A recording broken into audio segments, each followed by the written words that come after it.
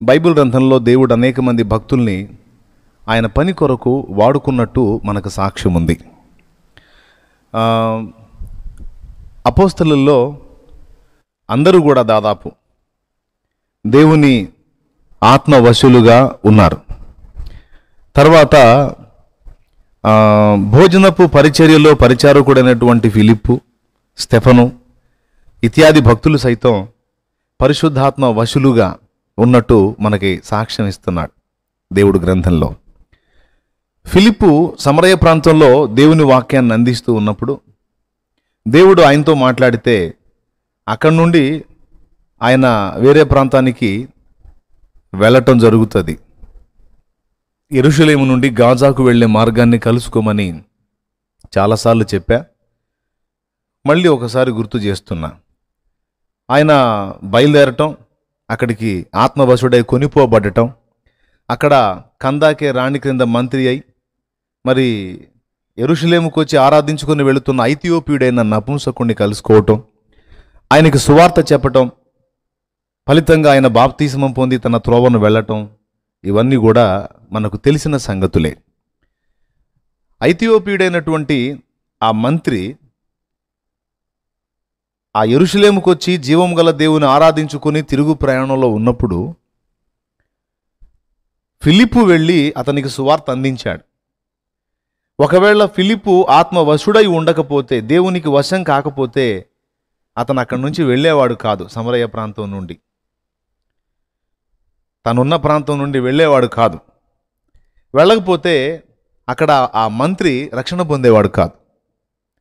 ఇప్పుడు ఆ మంత్రి రక్షణ పొందాలి అంటే ఫిలిప్పు దేవుని ఆత్మ వశుడై ఆయన ఆత్మానుసారంగా అతను పరిగెత్తాల్సి ఉంది. ఓకే, ఇదొకటి గుర్తుపెట్టుకోండి. ఇక ఏలియా విషయానికి వస్తే ఏలియా కూడా ఆత్మవశుడయ్యే ఉంటాడు. ఏలియా చేసిన కార్యాలన్నీ కూడా పరిశుద్ధాత్మ వశుడయ్యే చేసిన కార్యాలై. అట్లాగా పౌలు జీవితం తీసుకున్న మహనీయుడు పౌలు గారు, పేతురు గారి జీవితం తీసుకున్న వీళ్ళందరూ కూడా ఆత్మవశులై. ఇక యెషయా భక్తుని సంగతి మనకు తెలుసు. యెహెజ్కేలు భక్తుని గురించి అయితే నిన్న ఆదివారమే నేను మాట్లాడాను. నేను ఆత్మవశుడన, యెహోవా హస్తము నా మీదికి రాగా నేను ఆత్మవశుడనైతిని అంటాడు యెహెజ్కేలు గ్రంథం 37లో. ఈ ఆత్మవశుడనయ్యాను గనుక నన్ను తీసుకెళ్ళి అక్కడ ఉంచాడు, ఆత్మవశుడైనందున తీసుకెళ్ళి ఆ మార్గంలో నిలబెట్టాడు ఫిలిప్పుని. ఇట్లాగా దేవుడు ఒక వ్యక్తిని వాడుకోవాలి అంటే మొట్టమొదట అతడు దేవునికి వశమవ్వాలి. బైబిల్లో దేవుడు వాడుకున్న భక్తులందరూ కూడా దేవుని ఆత్మకు వశులైనందున దేవుడు వాళ్ళని విరివిగా వాడుకున్నాడు. వాళ్ళ జీవితాలు చరితార్థం చేశాడు. ఏమంటారు? అంగీకరిస్తారా? స్తోత్రం చెప్పండి, గట్టిగా చెప్పండి. వీళ్ళు ఇక మీరు ప్రారంభం నుంచి చివరి దాకా భక్తులందరినీ తీసుకొని మీరు అధ్యయనం చేస్తే ఆత్మవశులైనటువంటి భక్తులు దేవుని చేతుల్లో విరివిగా వాడబడ్డారు. అవునా? ఇప్పుడు దేవుడు మనల్ని వాడుకోవాలి అంటే ముందు ఆయన వశమునకు మనల్ని మనం అప్పగించుకోవాలి. దాందే ఉంది, అప్పగించుకుందాం. దేవుడు వాడుకోవటమే కదా మనకు కావాల్సింది, మనకు కూడా ఆశ అదే కదా. ఇప్పుడు ఈ జీవితంలో మనం ఏం సంపాదించాం, ఏం తిన్నాం, ఏం తాగాం, ఏం అనుభవించాం, ఏమి ఇదయ్యాం అనేది కాదు కదా. ఎన్ని సంపాదించినా, ఎన్ని కట్టినా, ఎన్ని పొందినా, ఏ స్థాయికి వెళ్ళినా ఇదేం ఇక్కడ స్థిరంగా ఉండేది కాదు కదా. ఇదంతా 3 నాళ్ల వ్యవహారమే కదా. కాబట్టి ఇది కాదు మనకి శాశ్వత జీవాన్ని పొందినట్లు, శాశ్వత ప్రయోజనం పొందినట్లు మనం ఏదన్నా భూమి మీద ఉండగానే కష్టపడాలనే ఆరాటంతో కాస్త ఆత్మీయ స్పర్శ కలిగి మనం ఏదన్నా దేవుని కొరకు చేయాలనే ఆరాటం కలిగి ఉన్నాం. ఎవరి కొరకు? దేవుని కొరకు చేయాలనే ఆరాటం కలిగి ఉన్నాం. కాబట్టి మనకు ఇది సంతోషకరమైన విషయమే. నిజంగా దేవుడు మనకి వాడుకోవాలే కానీ, మనల్ని వాడుకోవాలే కానీ ఆయన చేతికి అప్పగించుకోవడం కంటే ఇంకా ఆనందం ఏముంది? తప్పకుండా అని అనిపిస్తుంది. అప్పగించుకుందాం అనిపిస్తుంది. ప్రార్థన కూడా చేస్తాం. ప్రభువా, నేను నీకు అప్పగించుకుంటున్నాను, నన్ను నీ వశం చేసుకో ప్రభువా, నన్ను వాడుకో ప్రభువా, వాడుకో ప్రభువా, వాడుకో ప్రభువా అని చాలామంది ప్రార్థన చేస్తూ ఉండొచ్చు. మీరు చేస్తూ ఉండొచ్చు, నేను కూడా చేస్తూ ఉండొచ్చు, ఆ లైవ్లో ఉన్నోళ్ళు కూడా అడుగుతూ ఉండొచ్చు ఇలానే. కానీ ఒక పౌలు వాడబడినట్లు, ఒక పేతురు వాడబడినట్లు, ఒక ఫిలిప్పు వాడబడినట్లు, ఒక భక్త సింగ్ అనే మహనీయుడు వాడబడినట్లు, ఒక సాధు సుందర్ సింగ్ వాడబడినట్లు, ఒక దేవదాసయ్య గారు వాడబడినట్లు, ఒక ఎహెజ్కేలు వాడబడినట్లు, ఒక యెషయా వాడబడినట్లు, ఒక దానియేలు వాడబడినట్లు మనం వాడబడుతున్నామా? వాళ్ళు ఆత్మవశులే, మనం కూడా ఆత్మవశానికి అప్పగించుకొని ప్రార్థన చేస్తున్నాం. ప్రభువా నన్ను నీ వశపరుచుకో, నా జీవితం నీ సొంతం అని పాటలు కూడా పాడుతున్నాంగా. అంకితం, నీకు అంకితం అని పాడుతున్నావు, నా జీవితం నీ సొంతం అని పాడుతున్నావు, నువ్వే నా ప్రాణం అని పాడుతున్నావు, ఇక నువ్వు లేకపోతే నాకు బతికేలేదని పాడుతున్నావు. కూర్చున్నా నువ్వే, లేచినా నువ్వే, కళ్ళు మూసినా నువ్వే, కళ్ళు తెరిచినా నువ్వే, అంతా నువ్వే అని పాడుతున్నావు. అంటే ఒట్టిగా వాళ్ళు మాట్లాడారు, మనం ఏకంగా పాడుతున్నాం కూడా. మరి ఇంతసేపు మాటలే కాకుండా పాటలు కూడా పాడుకుంటూ అంత బాగా మనం దేవుణ్ణి అడుగుతూ ఉంటే మరి దేవుడు ఎందుకనో ఏమో ఒక దానియేలును వాడినట్టు మనల్ని వాడట్లా, ఒక స్టెఫన్ను వాడినట్లు మనల్ని వాడట్లా, ఓకే, ఒక ఎహెజ్కేలును వాడినట్లు మనల్ని వాడలేకపోతున్నాడు. ఒక పౌలును వాడుకున్నట్టు వాడుకోలేకపోతున్నాడు, ఒక ఫిలిప్పును వాడుకున్నట్టు వాడుకోలేకపోతున్నాడు. అప్పగించుకోకపోతే మన తప్పు, అప్పగించుకున్నా కూడా ఆయన వాడుకోకపోతే ఎవరు తప్పు? మన తప్పు ఎందుకండి? ఇప్పుడు నేను అప్పగించుకున్నానండి, వాడుకోమని నన్ను దేనికైనా, అవునా? మరి వాడుకోకపోతే ఆయన తప్పు, కానీ మన తప్పే ఉంది. మనం ఏకంగా మాటలే కాదు పాటలు కూడా పాడుతున్నాంగా. పాడట్లా? ఏమని పాడుతున్నాం మనం అప్పగించుకునే పాటలు?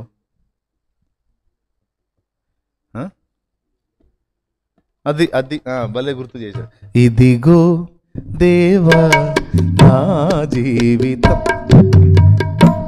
ఒరే కొంచెం మామూలు తెరుగు కొట్టంట, అసలుకి డల్గా ఉంది. ఓకే, ఇదిగో దేవా నా జీవితం, ఆపాదమస్తకం నీకంకితం. ఇదిగో దేవా నా జీవితం, ఆపాదమస్తకం నీకంకితం.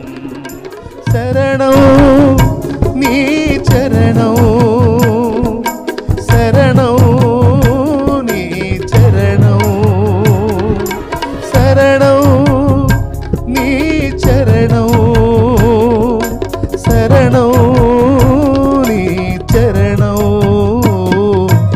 ఇదిగో దేవా నా జీవితం, ఆపాదమస్తకం నీకంకితం. దేవునికి మహిమ. పాడుతున్నావా?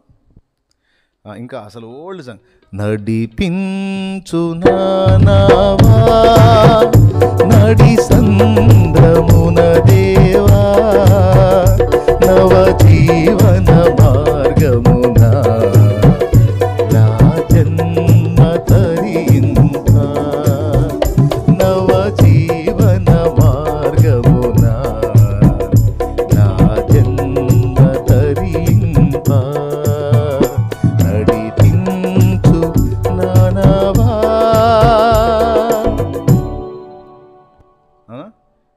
ఇంకా ఎక్కలేని ఎతైన కొండ, ఎక్కించుము నన్ను పరిశుద్ధ కొండ. ఎక్కలేని ఎతైన కొండ, ఎక్కించుము నన్ను పరిశుద్ధ కొండ.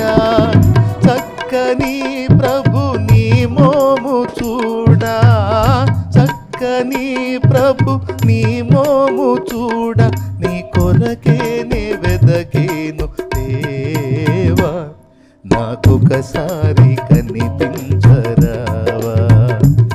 నీ కొరకేనే వెదకేను దేవా, నాకొకసారి కనిపించరావా?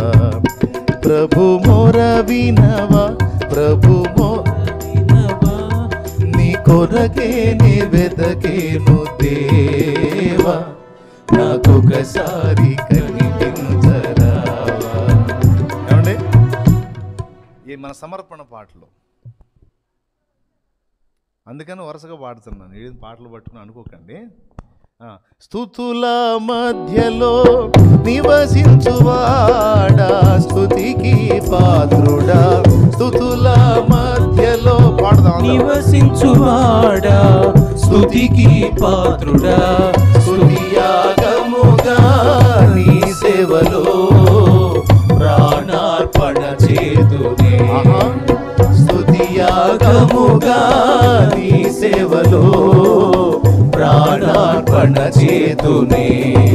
నా జీవం నీ కృపలో దాచితివే, నా జీవిత కాలమంతా ప్రభువా నీవే నా ఆశ్రయం, నా ఆశ్రయం.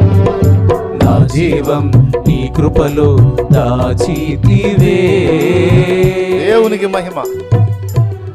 ఇలా మొదలుపెట్టి పాడుకుంటే మనం, అయ్యా బాబు ఎన్ని పాటలు ఉన్నాయో ఈ సమర్పణ పాటలు. ఇందులో ఏమంటున్నాడు? స్తుతియాగముగా నీ సేవలో ప్రాణార్పణ చేతునే. అసలు చచ్చిపోతావు ప్రభు నీ కోసం.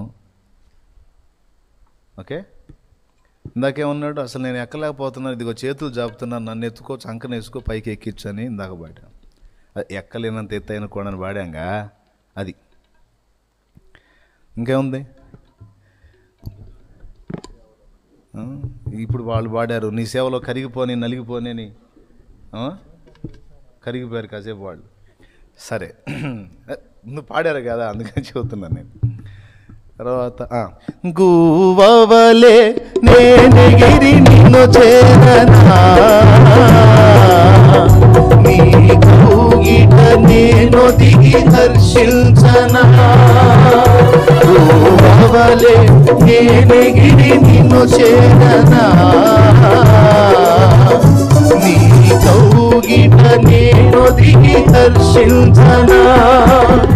ఈ కోరిక నాలో తీరునా, రాకడలోనే తీరును. ఈ కోరిక నాలో తీరునా, రాకడలోనే తీరును. యేసయ్యా నీ కృపా అది నన్ను అమరత్వానికే అర్హునిగా మార్చెను. యేసయ్యా నీ కృపా అర్హునిగా మార్చెను. యేసయ్యా నీ కృపా, యేసయ్యా నీ కృపా. అసలు గోవలాగా ఎగిరి నీ దగ్గర రావాలంటున్నాడు. ఇంకొక ఆయన ఉన్నాడు, నా కాలగతులన్నీ నీ వశమని నిలిచి ఉన్నాను నీ చెంతనే. నా దాగు చోటు నీవేనని నమ్మికయుంచాను నీ మీదనే. అవునన్నా కాదన్నా వ్యతలైనా నీతోనే నా పయనము, నీ ప్రేమ ప్రాకారము. యేసయ్యా కావాలి నీ స్నేహము. ఏదన్నాగా నీతోనే అని ఈయన పాడుతున్నాడు. ఎవరైనా ఈయనే. దేవునికి స్తోత్రం, హల్లెలూయా. గట్టి చెప్పండి, ఏదో బతిలాండట్టుండే. ఏది ఇంకోసారి చెప్పండి. ఇప్పుడు వినండి. ఇప్పుడు ఎన్ని ఆసుగా పాడుకుంటేనే ఇన్ని పాటలు వచ్చినాయి కదా. అన్న అసలు ఈ టైపులో సాంగ్స్ ఎన్ని ఉన్నాయో పాడమంటే ఇక్కడ కూర్చుంటే తెల్లారిందాక పాడతాం మీరు. కాబట్టి అంత ఇబ్బంది మిమ్మల్ని పెట్టను, సింపుల్గా విషయం తేల్చేస్తాను, జాగ్రత్తగా వినండి. దేవుణ్ణి అమితంగా ప్రేమించి దేవునికి అంకితమై సమర్పణ చేసుకుని దేవునికి అప్పజెప్పుకునే విధంగా భక్తులు ఎంతోమంది పాటలు రాశారు, పాడారు, మనకు కూడా ఆ పాటలు అందించారు, మనం కూడా పాడుకుంటున్నాం. ఏమని? నన్ను నీ వశమునకు అప్పగించుకుంటున్నాను తండ్రి, నీ చేతుల్లో తీసుకొని నన్ను వాడుకున్నాయన. భక్తుల చరిత్రలు విన్నప్పుడు చాలా ఆకర్షితులం అవుతున్నాం. అలాగూ ఉండాలి, అలాగూ చేయాలి, నేను కూడా అలా ఫలించాలి, అలాగ ప్రభు కొరకు మండాలి అని తహతహలాడుతున్నాం. కానీ వాళ్ళ స్టోరీస్ అన్నీ మనకు కథలుగానే మిగిలిపోయాయి, కానీ అవన్నీ అక్షరాల వారి వలె మన జీవితంలో నెరవేరుతున్నాయా అంటే అది ప్రశ్నార్థకమే, డౌటే. దీనికి ఎంతమంది ఒప్పుకుంటారు? ఖచ్చితంగా ఒప్పుకుంటారా? లేదన్న చార్లెస్ జీ ఫిన్నీ వలే నేను మండుతున్నాను అని చెప్పగలవా? చెప్పలేవు కదా. జాన్ వెస్లీ వలే నేను సువార్త వ్యాప్తి కొరకు పరిగెత్తుతున్నానని చెప్పలేవు కదా. కొంతమేర అసలు ఏం చేయట్లేదని నేను అనలే, కానీ కొంతమేర. కానీ వారితో మనల్ని పోల్చి చూసుకున్నప్పుడు ఖచ్చితంగా మనకి వ్యత్యాసం కనిపిస్తుంది. ఇదొక్కటి మనకు అర్థమైతే చాలు. అదేంది మనం ఇతరులతో పోల్చుకోవటం ఏంటి? అసలు వాళ్ళతో పోల్చుకోవాల్సిన అవసరం మనకేముంది? ఎవరి పిలుపు వాళ్ళది, ఎవరి ఏర్పాటు వాళ్ళది, ఎవరి కొలతలు వాళ్ళవి అనబోతారేమో. దానికి వాక్యమే ఉంది. మీకు ముందు ఉన్నటువంటి నాయకుల యొక్క మాదిరి చొప్పున మీరు నడుచుకోవాలి, వారిని చూచి వారి వల్లే మీరు కూడా ప్రయాణం చేయాలనే మాట లేదా బైబిల్లో? చూపించేదా? మీకు తెలుసా? ఉందా? ఒప్పుకుంటారా? ఉంది. మరి వాళ్ళని చూసుకోకపోతే ఎవరిని చూసుకుందామనో? మనకు ముందున్న భక్తులను చూసుకోకపోతే సినిమా వాళ్ళని చూసుకుందామా? వాళ్ళనే కదా మనం చూడాలి. రైట్, అది తప్పేం కాదు. పోల్చుకోవాలి. వారి వల్ల నేను దేవుని సమీపంగా ఉన్నానా, భక్తి చేస్తున్నానా, దేవుని కొరకు ఫలించగలుగుతున్నానా, దేవుని చిత్తం చేయగలుగుతున్నానా, వారిలాగా నేను దేవునికి అందుబాటులో ఉండగలుగుతున్నానా? అట్లాగా మనం ప్రశ్నించి చూసుకున్నప్పుడు చాలా వ్యత్యాసం అనేది మనకి కనిపిస్తూ ఉంది. మనక ఆశ లేకపోలేదు, మనకు ఆశ ఉంది. దేవుడు కూడా కృపగలవాడు, ఆయన దగ్గర పక్షపాతం లేదు. ఎవరినైనా ఒకే రకంగా చూస్తాను బాబు, నాకేం పక్షపాతం లేదు అని ఆయన ఎన్నో వచనాల్లో తన గ్రంథంలో సాక్ష్యం ఇచ్చాడు. అది మనకు తెలిసిన సంగతే. మరి దేవుడి దగ్గర పక్షపాతం లేదు, మనం కూడా అప్పగించుకుంటూనే ఉన్నాం. మరి ఎందుకని వారి వలె మనం దేవుని కొరకు ఫలించలేకపోతున్నాం? తప్పు మన దగ్గర ఉందా, దేవుని దగ్గర ఉందా అనేది ఒక ప్రశ్న మనం బయటికి తీసుకుంటే దానికి సమాధానం చెప్పుకొని ముగించుకోవచ్చు. అది కష్టపడి ఒక ప్రశ్న బయటికి తీసుకున్నాం. ప్రభువుకు స్తోత్రం, హల్లెలూయా. ఇదేమన్నా అనవసరపు ప్రశ్న? అవసరమైందేనా? ఏం అవసరం అన్నా? నానా రకాల బాధల్లో సమస్యల్లో అల్లాడిపోతా ఏదన్నా దేవుడు రెండు మాటలు ఆదరణకరంగా నీ ద్వారా మాట్లాడతాడేమంటే నువ్వేందో ఆత్మవశులు అంటావు, ఇంకొకటి ఏందో అంటావు, ఏందేందో వాడబడాలంటావు, ఏందోనన్నా నువ్వు అని ఒకవేళ మీరు అనుకుంటే తప్పులో కాలేసినట్టే. అవును, ఎందుకంటే సొలొమోను తెలివైనోడు. అడగాల్సింది దేవుణ్ణి అడిగినప్పుడు సొలొమోను అడగని కూడా దేవుడు ఇచ్చాడు.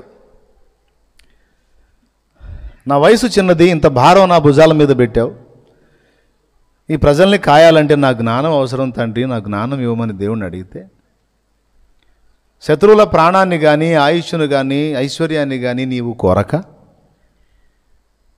నా ప్రజల కొరకు యుక్తమైన దాన్ని అడిగావు కనుక దీంతో పాటు నీకు ఐశ్వర్యమును ఘనతను కూడా ఇస్తున్నానని దేవుడు సొలొమోను అడగని వాటిని కూడా దయచేసినట్టు లేఖనంలో ఉంది. ఇక మత్తయి సువార్త 6లో మీరు చూసుకుంటే మొదట ఆయన నీతిని రాజ్యమును వెతకండి, పిదప అన్నీ మీకు ఇవ్వబడతాయని చెప్పాడు.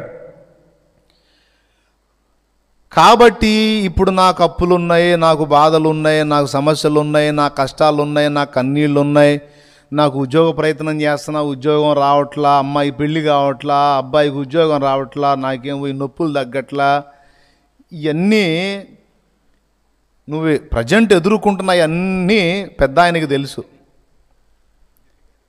వాటిని గురించి నువ్వు విచారించొద్దు, వాటిని గురించి విచారించేవాళ్ళు అన్యజనులు అన్నాడు. అదేందన్నయ్య అన్నాడు. చూడు మత్తయి సువార్త 6వ అధ్యాయము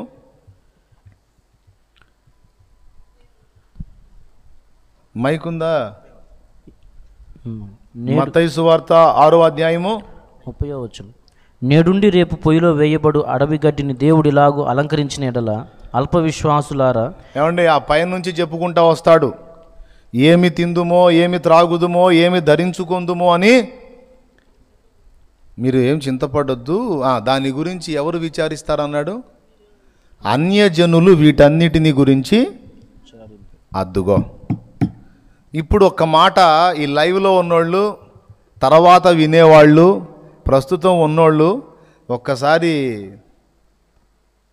మీకు అన్వయించుకోండి. ఈ మాట సెట్ అయిద్దా? సెట్ అయితే నువ్వు అన్యజనుడితో సమానమే. లేదన్నా దీనికి ఆపోజిట్లో ఉన్నానంటే అప్పుడు నువ్వు క్రైస్తవుడివి. చేతులు మీకు లైన్లో ఉన్నాయి కదా? రైట్, స్తోత్రం చెప్పండి.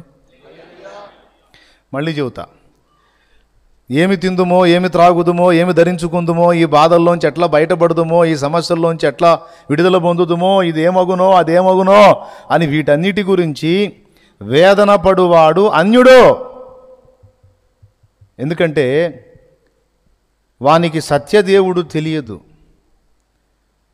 కాబట్టి నా పరిస్థితి ఏమిటి, నాకు దిక్కెవరు, నన్ను ఆదుకునే వాళ్ళు ఎవరు, నాకు నేనే జాగ్రత్త పడాలి అని వాడు దాని గురించి విచారిస్తాడు. అందులో అర్థం కూడా ఉంది.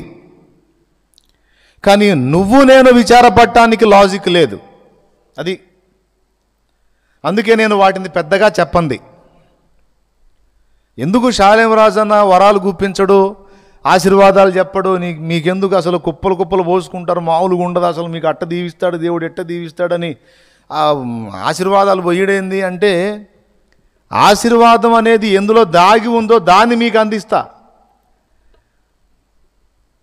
అర్థమైందా? ఆశీర్వాదాల గంప ఏదైతే ఉందో గంప మీకు అందించడానికి ట్రై చేస్తున్నా, అందులో ఏదో ఒక పీస్ తీసి మీ నోట్లో వేయటానికి కాదు. నేను చెప్పిన విషయాలు మీరు కానీ గైకొన్నట్లయితే ఆ టోటల్గా అసలు ఏదో ఆశీర్వాదాల గంపలో ఏదో ఒకటి నోట్లో వేసుకోవటం కాదు, అసలు గంప గంప నీ సొంతం అయ్యే సూత్రం చెప్తున్నా. దీన్ని తెలుసుకొని చెప్పు, ఒక స్తోత్రం చెప్పు గట్టిగా. అది విషయం. అన్యజనుడు విచారించడంలో అర్థం ఉంది, కానీ నువ్వు విచారించడానికి వీల్లేదన్నాడు. శరీర సంబంధమైన విషయాలను గురించి అసలు సీరియస్గానే తీసుకోవద్దు. పెద్దగా వాటి గురించి నువ్వు దిగులు పడొద్దు, భయపడొద్దు, భంగపడొద్దు, బెంబేలెత్తొద్దు. అది నీ పని కాదని చెప్పేశాడు. ఎందుకు అంటే మనకి ఎంత భరోసా ఇవ్వబడింది. 2 వచనాల్లో స్పష్టంగా రాయించాడు, జంట లేఖనాల సాక్ష్యం. ఫిలిప్పీ పత్రిక 4వ అధ్యాయము 4వ వచనంలోను, పేతురు రాసిన మొదటి పత్రిక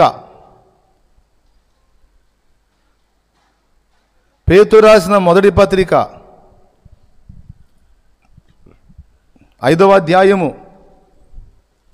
6, 7, 8 వచనాల్లోను, 8 అవసరం లేదు, 6, 7 వచనాల్లో 2 లేఖనాలు స్పష్టంగా రాయబడి ఉన్నాయి. ఫస్ట్ ఫిలిప్పీ 4:4 చూడండి. ఎల్లప్పుడూ ప్రభువునందు ఆనందించుడి. ఎల్లప్పుడూ ఏడుస్తూ ఉండండి. హలో, ఆ లైవ్లో ఎవరైనా ఉన్నారా బాబా? ఎల్లప్పుడూ ఏడుస్తూ ఉండండి అన్నాడా? ఎల్లప్పుడూ ఎనీ టైం ప్రభువునందు ఆనందించండి. మరలా చెప్పుదును, ఒకసారి చెబితే మీకు ఎక్కదు కదా, అందుకని మరలా చెప్పుదును, ఆనందించండి. మీ సహనమును సకల జనులకు తెలియబడనీయుడి. ప్రభు సమీపముగా ఉన్నాడు, దేనిని గూర్చి చింతపడకుడి గాని. ఓకేనా? ప్రతి విషయములోను. చాలు అయిపోయి ఫస్ట్ పాయింట్ రౌండ్ చేసేసాయి. దేనిని గూర్చి చింతపడకుడి గాని. చింతపడకుడి ఇప్పుడు నేను డీల్ చేయలేనిది ఏముంది? అనవసరంగా నువ్వు ఆందోళన పట్టం తప్ప.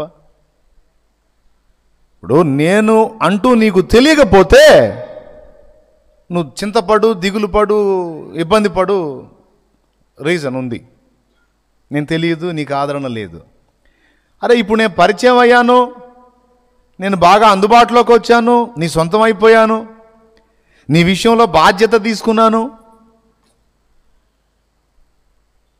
కాబట్టి నాకు నీ విషయంలో చింత ఉంది. కాబట్టి అది నీ పని కాదు, నా పని. ఇంకొకటి, నేను కొన్నే డీల్ చేసి కొన్ని డీల్ చేయలేనని ఒకవేళ నువ్వు అనుకుంటావేమో, దేనిని గూర్చి చింతపడొద్దు అన్నాడు. స్తోత్రం చెప్తారా? దేని గురించి? అసలు దేని గురించి చింతపడొద్దు నువ్వు. అది ఏదైనా ఎంతటిదైనా నేనున్నానని నమ్మితే, నా మీద నీకు నమ్మకం ఉంటే, ఆ భయం దిగులు తీసే, నేను చేసేది నేను చేస్తా అంటాడు. కానీ జీవం గల దేవుని ఎరిగి ఉండి ఆయనను బాగుగా తెలుసుకొని ఉండి కూడా చింతపడితే నిన్న ఆయన ఏ కోణంలో చూస్తాడంటే, నన్ను ఎరిగిన అన్యుడు అన్యురాలు అన్నాడు చూస్తాడు. మీకేం మైండ్ పోయిందా? ఇప్పుడు మీరు పడుతున్న వేదన సహజంగా పడాల్సింది అన్యులు, ఇదేంది మీరు పడుతున్నారు ఏంటని ఆయన ఆశ్చర్యంగా చూస్తాడు మనకెళ్ళి. ఇక్కడ ఈ వచనంలో ఉంది కదా. ఇప్పుడు పేతురు పత్రికలో ఏముందండి? ఆయన మిమ్మల్ని గూర్చి చింతించుచున్నాడు గద్దు గనుక గద్దు గద్దు గద్దు గద్దు. మీ చింత అక్కడ యావత్తు ఏం ఆయన చెప్పాడు? మీద నువ్వు చింతపడొద్దు దేని గురించి అన్నాడా? అయా బాగా చెప్పావే, మేము చింతపడకపోతే ఇక మరి మా సంగతి ఎవరు ఆలోచిస్తారు ప్రభువా?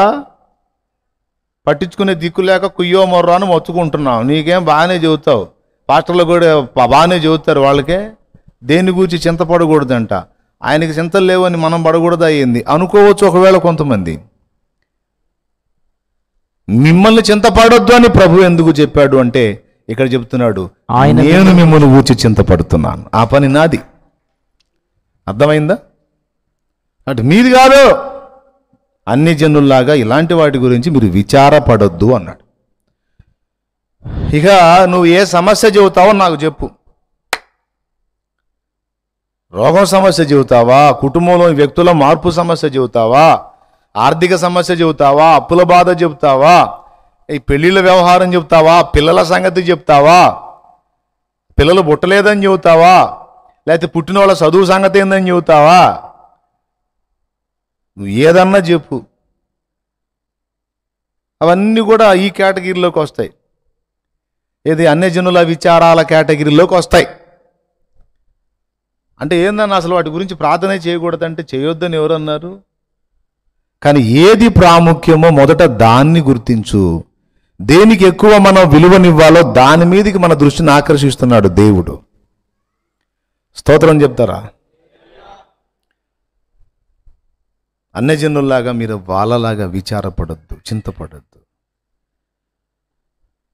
నేను 7 మూర్ఖుల కథ ఒకటి చెప్పాను, గుర్తుందా? అందులో మొట్టమొదటి వాడు చేసిన పని అది. రాజు మంత్రికి చెప్పాడు, మన రాజ్యం మొత్తం వెతికి మంత్రి ఒక 7 మూర్ఖుల్ని వెతికి తీసుకురావయ్యా, వాళ్ళని చూడాలని ఉంది అని రాజు మంత్రికి చెప్తే, మరి రాజు చెప్పాడు కాబట్టి మంత్రి వెతుకులాట మొదలు పెట్టాడు. రాజ్యంలో తిరుగుతుంటే ఒకడు విచిత్రమైన వ్యక్తి కనపడ్డాడు. వాడు గుర్రం మీద కూర్చొని ఉన్నాడు. వాడి నెత్తిన ధాన్యపు మూట ఉంది.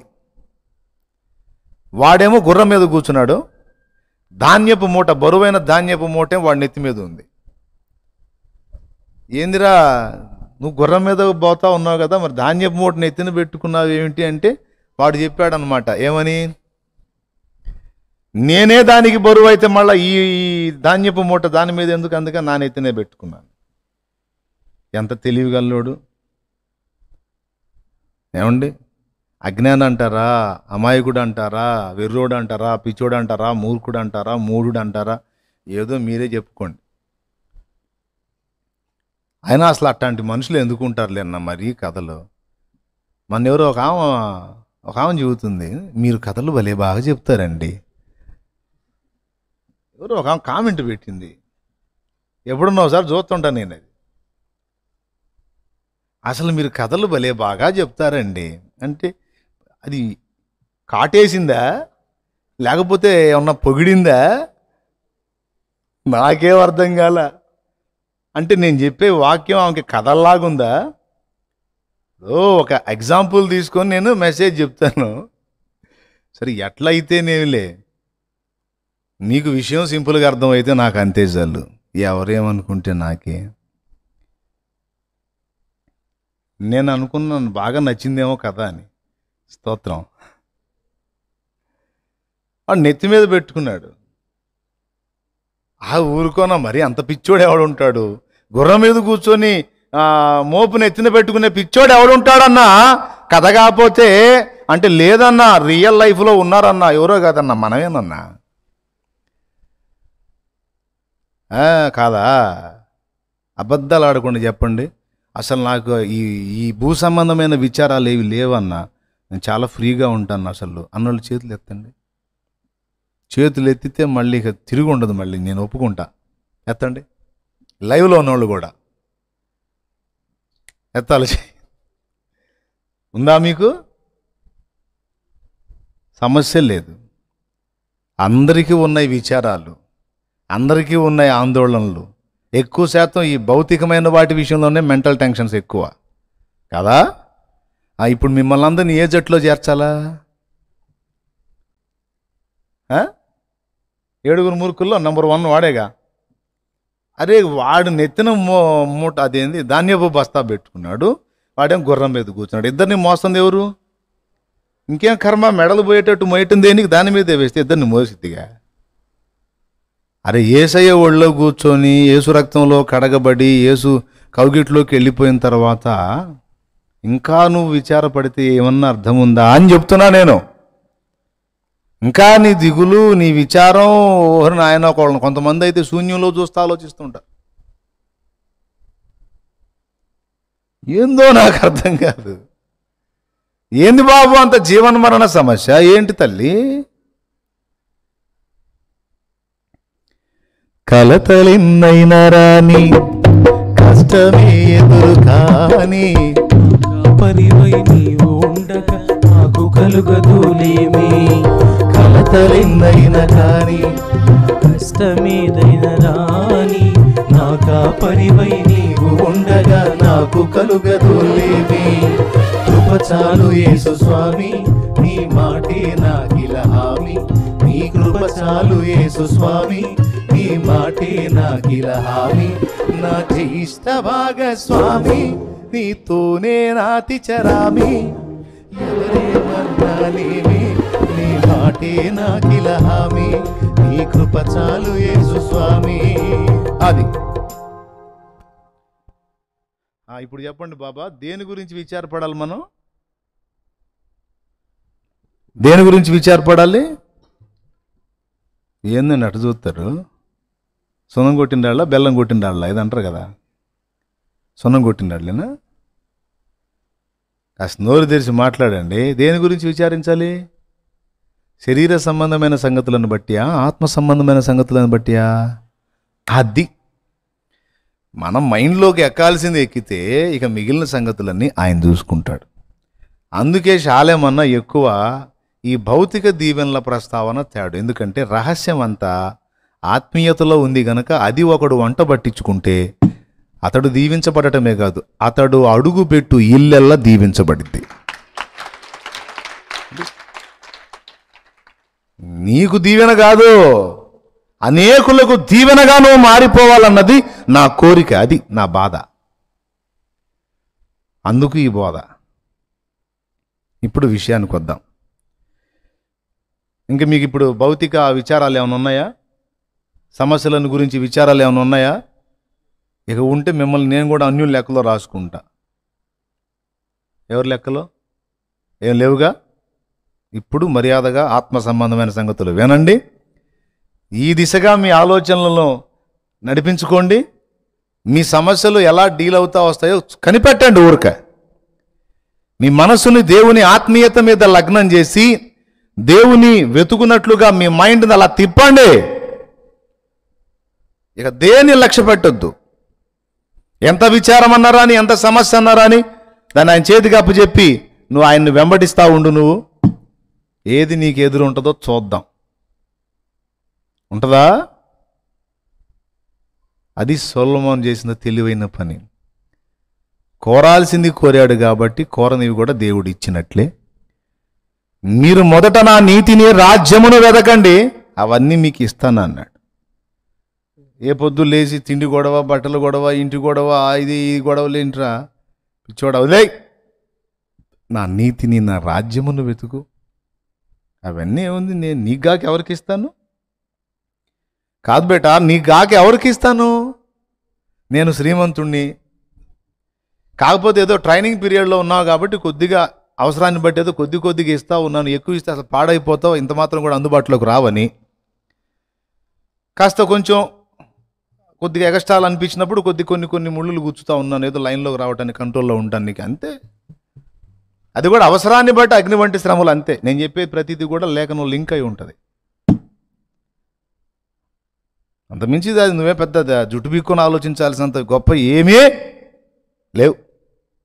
కాబట్టి మీరు మళ్ళీ చెప్తున్నాను, ఇంకా అవన్నీ పక్కన పెట్టి చెప్పే 2 ముక్కలు జాగ్రత్తగా వినండి. భక్తులు అలాగా ఆత్మవశులై దేవుని చేత వాడబడ్డారు, అనేకులకు దీవెనగా మారారు. మనం కూడా దేవునికి అప్పగించుకుంటున్నాం, దేవుడు వాడుకోవడానికి రెడీ అంటున్నాడు. కానీ ఎందుకనో ఆనాటి భక్తుల పరిస్థితుల్లో మనల్ని మనం పోల్చుకుంటే సరితూగా లేకపోగా, అసలు వాళ్ళు కనీసం 80% వెళితే ఒక 20% అన్న మనం రీచ్ అవుతామా లేదన్న ప్రశ్నలో ఈరోజు ప్రయాణం చేస్తూ ఉన్న పరిస్థితి. అసలు ఏం జరుగుతుంది, ఎందుకు ఇలా జరుగుతుంది అంటే, వాళ్ళు ఆత్మ వశులయ్యారు అనే మాట మనం చూసాం కదా. ఎంత అద్భుతంగా అంటే, నయమాను వచ్చి కుష్ఠరోగం తగ్గించుకొని ఎలీషాకి బహుమానాలు ఇవ్వబోయాడు. నాకొద్దులే పో అన్నాడు ఎలీషా. సరేనయ్యా అనేదో 2 మాటలు వేరే సంగతులు మాట్లాడి సెలవు పుచ్చుకొని బయలుదేరాడు. ఎలీషా దగ్గర ఉన్నాడు గెహజీ.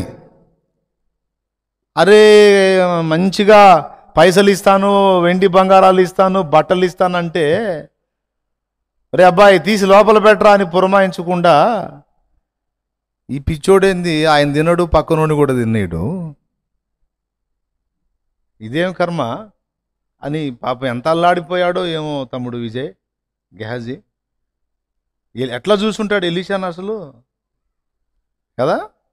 అడగాలి, రేపు అక్కడ పోయినాక అడుగుదాం, అన్న గెహజీ అన్న ఎట్ట చూసావన్నా అని. నాకైతే తమ్ముడు అప్పుడు మారు మనసు లేదు, సరిగా ఏం తెలియదు కదా. నిజంగా ఎలీషా భక్తుడు మహానుభావుడు చాలా పిచ్చోళ్ళలా కనపడ్డాడు నాకు. అసలు నయమాను మామూలు ఐటెం తెచ్చాడా? అది వెండి బంగారాలు, దుస్తుల బట్టలు. సరే వద్దులేపో అన్నాడు కదా ఎలీషా. రథం వెళ్ళిపోయింది. అరే పోగొట్టాడురా బాబు అని గుటకలు మింగుతా చూసి గురువుగారు లోపలికి పోయాడు, ఒక 5 నిమిషాలు ఉన్నాడు, పోయాడులే అని. ఇక ఇటు గురువుగారు పోతాడో లేదో చూస్తున్నాడు, రథంకి వెళ్ళి చూస్తున్నాడు, ఇటు చూస్తున్నాడు, రథంకి వెళ్ళి చూస్తున్నాడు. రథం వెళ్ళిపోతూ ఉంది. పోనీలే ఎంత పోద్ది, మనం పరిగెత్తుతాంగా. చక్కగా గురువుగారు లోపలికి వెళ్ళిపోయాడు. ఆయన ఏదో ప్రేయర్లోకి వెళ్ళిపోయాడు, ప్రార్థన చేసుకుంటా ఉన్నాడు. అమ్మయ్య పోయాళ్లే, ఇక మోకాళ్ళు వేస్తే ఎప్పట్లో రాళ్లే, మన పని ఈజీ అయిపోయింది అని ఆయనను మోకాళ్ళు వేయనిచ్చి ఇక బయలుదేరాడు. నడుం గట్టి బయలుదేరాడు. పోయి తెచ్చుకొని ముసుగులో వాటిని పెట్టేసి మళ్ళీ ఏం ఎరగనట్టు వచ్చి నిలబడ్డాడు. ఆయన అప్పుడే బయటకు వచ్చి, గెహజీ ఎక్కడికి వెళ్ళావు నాయనా అన్నాడు. ఇదేంది ప్రార్థనలోంచి అంత తొందరగా లేవడు కదా, ఇదేంది వెంటనే లేచి వచ్చాడు, మధ్యలో కొంపదీసేమని లేచాడా అయ్యింది, లేచి చూశాడా అయ్యిందని అనుకుని ఈయన దగ్గర చేరి చాలా కాలం అయింది. ఇంతవరకు ఎప్పుడు అట్లా మోకాళ్ళుని మధ్యలో లేచి వచ్చిన దాఖలాలు ఏం లేవు, కాబట్టి అంత తేలిగ్గా ఏదేం కాదులే అని ఫిక్స్ అయిపోయి గట్టిగా అబద్ధం ఆడుతాడు. ఎక్కడికి వెళ్ళాను గురువు గారు, నేను ఎక్కడికి వెళ్ళావు, ఇక్కడే ఉన్నా. ఆహా ఇక్కడే ఉన్నావా, వెండి బంగారములు, భూములు, తోటలు సంపాదించుకోవటానికి ఇది సమయమా గెహజీ? కంగు తిన్నాడు. అమ్మా ఈయనకెట్లా తెలుసు? ప్రశ్నార్థకంగా చూశాడు. నీకెట్లా తెలుసయ్యా? నీవు ఆ రథము వెంట పరిగెత్తున్నప్పుడు నా మనస్సు నీతో కూడా రాలేదా? ఆత్మ సంచారం చేశాడండి ఎలీషా. మోకాళ్ళేసి మోకాళ్ళ మీద ఉన్నాడు, ప్రార్థనలో ఉన్నాడు. ఆత్మలో గెహజీ ఏం చేస్తున్నాడో కనిపెట్టాడు. గెహజీ వెంట, తమ్ముడు మామూలు సంగతి కాదు అది. ఏదో చదివి దాటి వెళ్ళిపోతాం కానీ ఆగాలి అక్కడ ఆగి అసలు ఏంది, ఎట్లా సాధ్యం ఇది? మోకాళ్ళుని అక్కడ మోకాళ్ళ మీద కూర్చున్నాడు, వీడు పరిగెత్తుతున్నాడు. ఈయనేమంటాడు, నీ వెంట నేను పరిగెత్తలేదా అంటాడు. ముందు రథం గుర్రాలు పరిగెత్తుతున్నాయి, వాటి వెంట నువ్వు పరిగెత్తుతున్నావు, నీ వెంట నేను పరిగెత్తుతున్నాను. గెహజీ, ఎట్లా సాధ్యమే? నువ్వు ఇక్కడ మోకాళ్ళేసి ఇక్కడే ఉన్నావు, నువ్వు అట్లెట్లా పరిగెత్తుతున్నావు? మోకాళ్ళుని వెంటనే అతడు దేవుని ఆత్మవశుడై ఆత్మలో గెహజీ బయట చేస్తున్న సన్నివేశం అంతా చూస్తున్నాడు. ఏమంతస్తు సోదరా అది? ఏమంతస్తు అసలు? అది ఏమెట్టు? ఈ ఒక్కటేనా? చాలామంది భక్తులు యేసయ్య, పౌలు భక్తుడు కూడా, దేహ విషయమై మీకు దూరముగా ఉన్నను, ఆత్మ విషయమై మీకు సమీపంగా ఉండి మీతో కూడా ఉండినట్లుగానే ఇలాగూ చేసిన వాడిని గురించి ఇదివరకే తీర్పు తీర్చి ఉన్నాను అన్నాడు. ఆయన ఉన్న ప్రాంతంలో ఉన్నాడు, కానీ ఆత్మ విషయంలో మీకు సమీపంగానే ఉన్నాను అన్నాడు. 1 కొరింథీ పత్రిక 5వ అధ్యాయము 2-3 వచనాలు ఒకసారి చూడు. ఇట్లుండి మీరు ఒప్పుంగుచున్నారే గాని మీరు ఎంత మాత్రము దుఃఖపడి. దేహ విషయం ఎన్నో వచనం బాబు? 3వ వచనం. మరి 3 చదవే. నేను దేహ విషయమై దూరముగా ఉన్నను, ఆత్మ విషయమై సమీపముగా ఉండి మీతో కూడా ఉండినట్టుగానే ఇట్టి కార్యం ఇలాగు చేసిన వాణ్ణి గూర్చి ఇదివరకే తీర్పు తీర్చి ఉన్నాను. దేవునికి స్తోత్రం కలుగును గాక. హల్లెలూయా. దేహ విషయమై దూరంగా ఉన్నను, ఆత్మ విషయమై మీతో కూడా ఉండినట్టుగానే అన్నాడా? సరే వదిలేయండి. 2 కొరింథీ పత్రిక 12వ అధ్యాయము 3వ వచనం చూడు. 14 సంవత్సరముల క్రిందట క్రీస్తు యేసునందున ఒక మనుషుని నేను ఎరుగుదును, అతడు శరీరముతో కొనిపోబడినో శరీరము లేకయే కొనిపోబడినో నేనెరుగను, కానీ అతడు అట్టి మనుషుని నేను ఎరుగుదును. అతడు పరదేశులోనికి కొనిపోబడి వచింపశక్యము కాని మాటలు వినెను, ఆ మాటలు మనుషుడు పలుకకూడదు. అతడు శరీరముతో కొనిపోబడి, మళ్ళా రెండోసారి రెట్టించాడు. మళ్ళా శరీరముతో కొనిపోబడినో శరీరము లేకయే కొనిపోబడినో నేను ఎరుగను, అది దేవునికే తెలియను. అంటే దేహంతో వెళ్ళొచ్చాడో లేదో తెలియదు, కానీ మొత్తానికైతే ఒకటి జరిగింది. ఆత్మలో వెళ్ళొచ్చాడో తెలియదు, దేహంలో వెళ్ళొచ్చాడో తెలియదు, దేహంతో వెళ్ళొచ్చాడో ఆత్మగా వెళ్ళొచ్చాడో తెలియదు, కానీ పరదైసికి వెళ్ళొచ్చాడని తనను గూర్చి తను చెప్పుకున్నాడు. ఎవరు? పౌలు మహనీయుడు. 2 చోట్ల మనకి రిఫరెన్స్ సాక్ష్యం ఇస్తుంది. ఎలీషాను చూస్తే ఎలీషా భక్తుడు కూడా అలాగే లోపల మోకాళ్ళు ఉన్నాడు, లోపల కూర్చున్నట్టే ఉన్నాడు. గెహజీ బయట ఏం చేస్తున్నాడో చెప్తున్నాడు. ఆ మెట్టు, ఆ అంతస్తు మనం కూడా అందుకోవాలన్నది యేసయ్య కోరిక. అది ఆయన పక్షపాతం లేదు ఆయనకి. గట్టిగా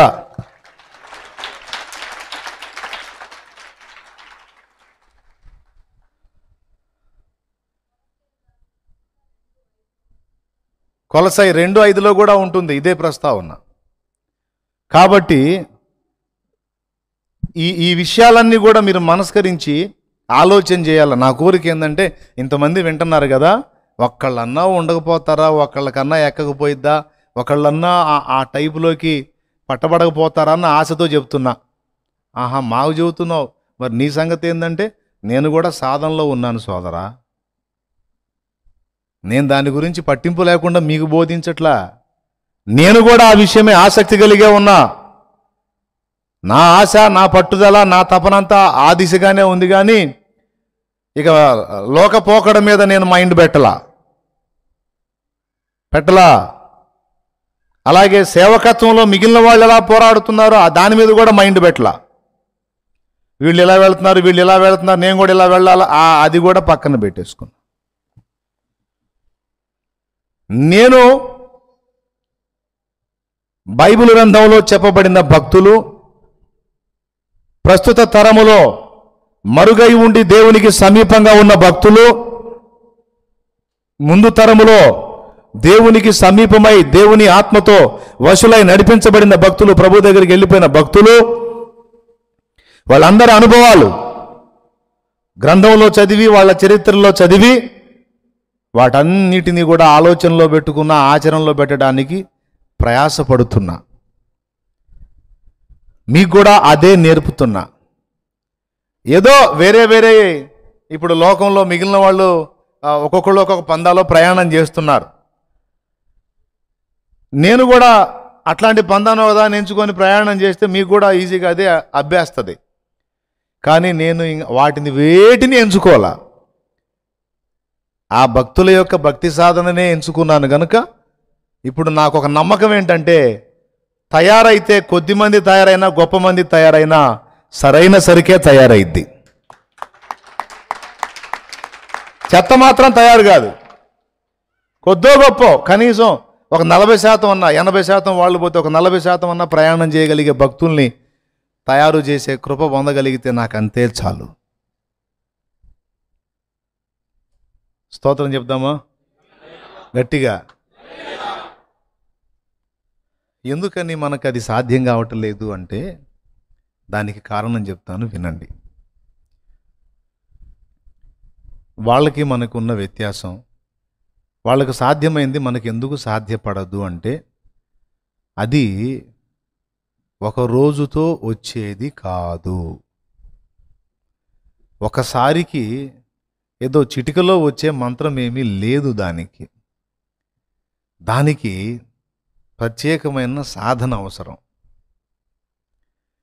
ఒక నిర్దిష్టమైన గురి పెట్టుకొని సాధన చేస్తేనే ఆ మెట్టు ఎక్కగలుగుతాడు భక్తిపరుడు అనేవాడు.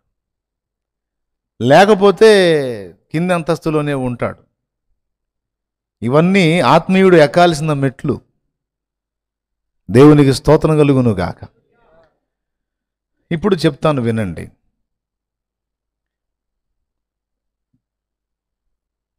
మన బాప్తిస్మా కార్యక్రమం పూర్తయిన తర్వాత మన లోపలికి పరిశుద్ధాత్ముడు వచ్చాడా లేదా? అందరూ చెప్పాలి, గట్టిగా పెద్దగా చెప్పాలి. వచ్చాడు కదా, ఆయన మనలోనే ఉన్నాడు కదా. ఎలా చెప్పగలరు మీరు? ఎలా చెప్పగలరు అంటే, రక్షణానుభవంలోకి వచ్చి ఒక సంఘముగా ఏర్పడినటువంటి సమూహానికి 2 వచనాల్లో పౌలు మాట్లాడాడు మహానుభావుడు.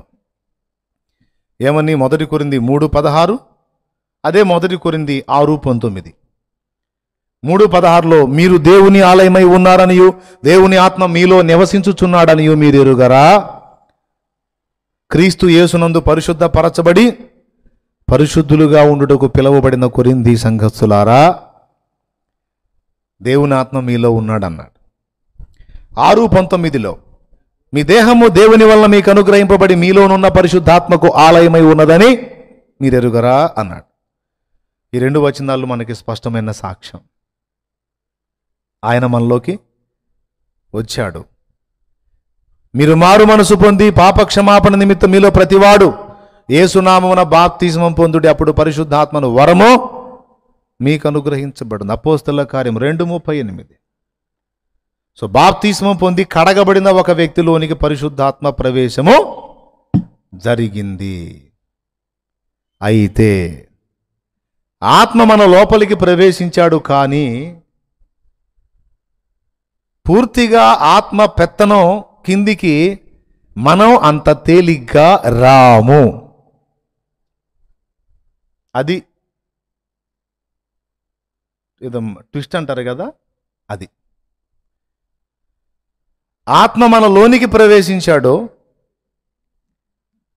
కానీ ఆయన మన లోపలికి వచ్చాడు, కానీ మనం ఆయన లోపలికి ప్రవేశించి ఆయనకు వశులమగుట అనేది ఒక రోజుతో అయ్యే పని కాదు. అదంత తేలికైన, అంటే తేలికైన పని కాదంటే ఇంకా అందలేని పని ఎందుకన్నా మాకు చెప్పటం అంటారేమో. సాధనతో వచ్చిద్ది. పాటలు పాడటం తేలికైన పనేనా? కారు నడపడం తేలికైన పనేనా? సాధన చేసి నేర్చుకున్నోడికి తేలిగ్గాకేముంది? అంతేనా? విజయ్ పాట ఒకటి పాడు. ఈ మధ్య పాడుతున్నాడు విజయ్ కూడా కదా, మొన్న పాడావు కదా, ఏదో పాడపాడు. ఏం పాడావు? అందుకొనుమదేవ ఆరాధనని పాడాడు కదా, పాడాడు. సాధన చేశాడు కాబట్టి మనం అందరం వినగలిగాం. సాధన లేకుండా ఒక ఊర్లో పాడాడు. అసలు అమ్మో ఇప్పుడు గుర్తొచ్చిందో నవ్వుకోలేక. దేవునికి స్తోత్రం, హల్లెలూయా. సాధన లేకుండా పాడితే ఎట్లా ఉంటుందంటే, ఏదో ఏం పాట తమ్ముడు పాడింది, ఆదరణకర్త అని, ఆదరణకర్త అనే పాట పాడితే నిద్రపోయే చిన్నవాళ్ళు లేచి తలగొట్టుకుంటున్నాడు.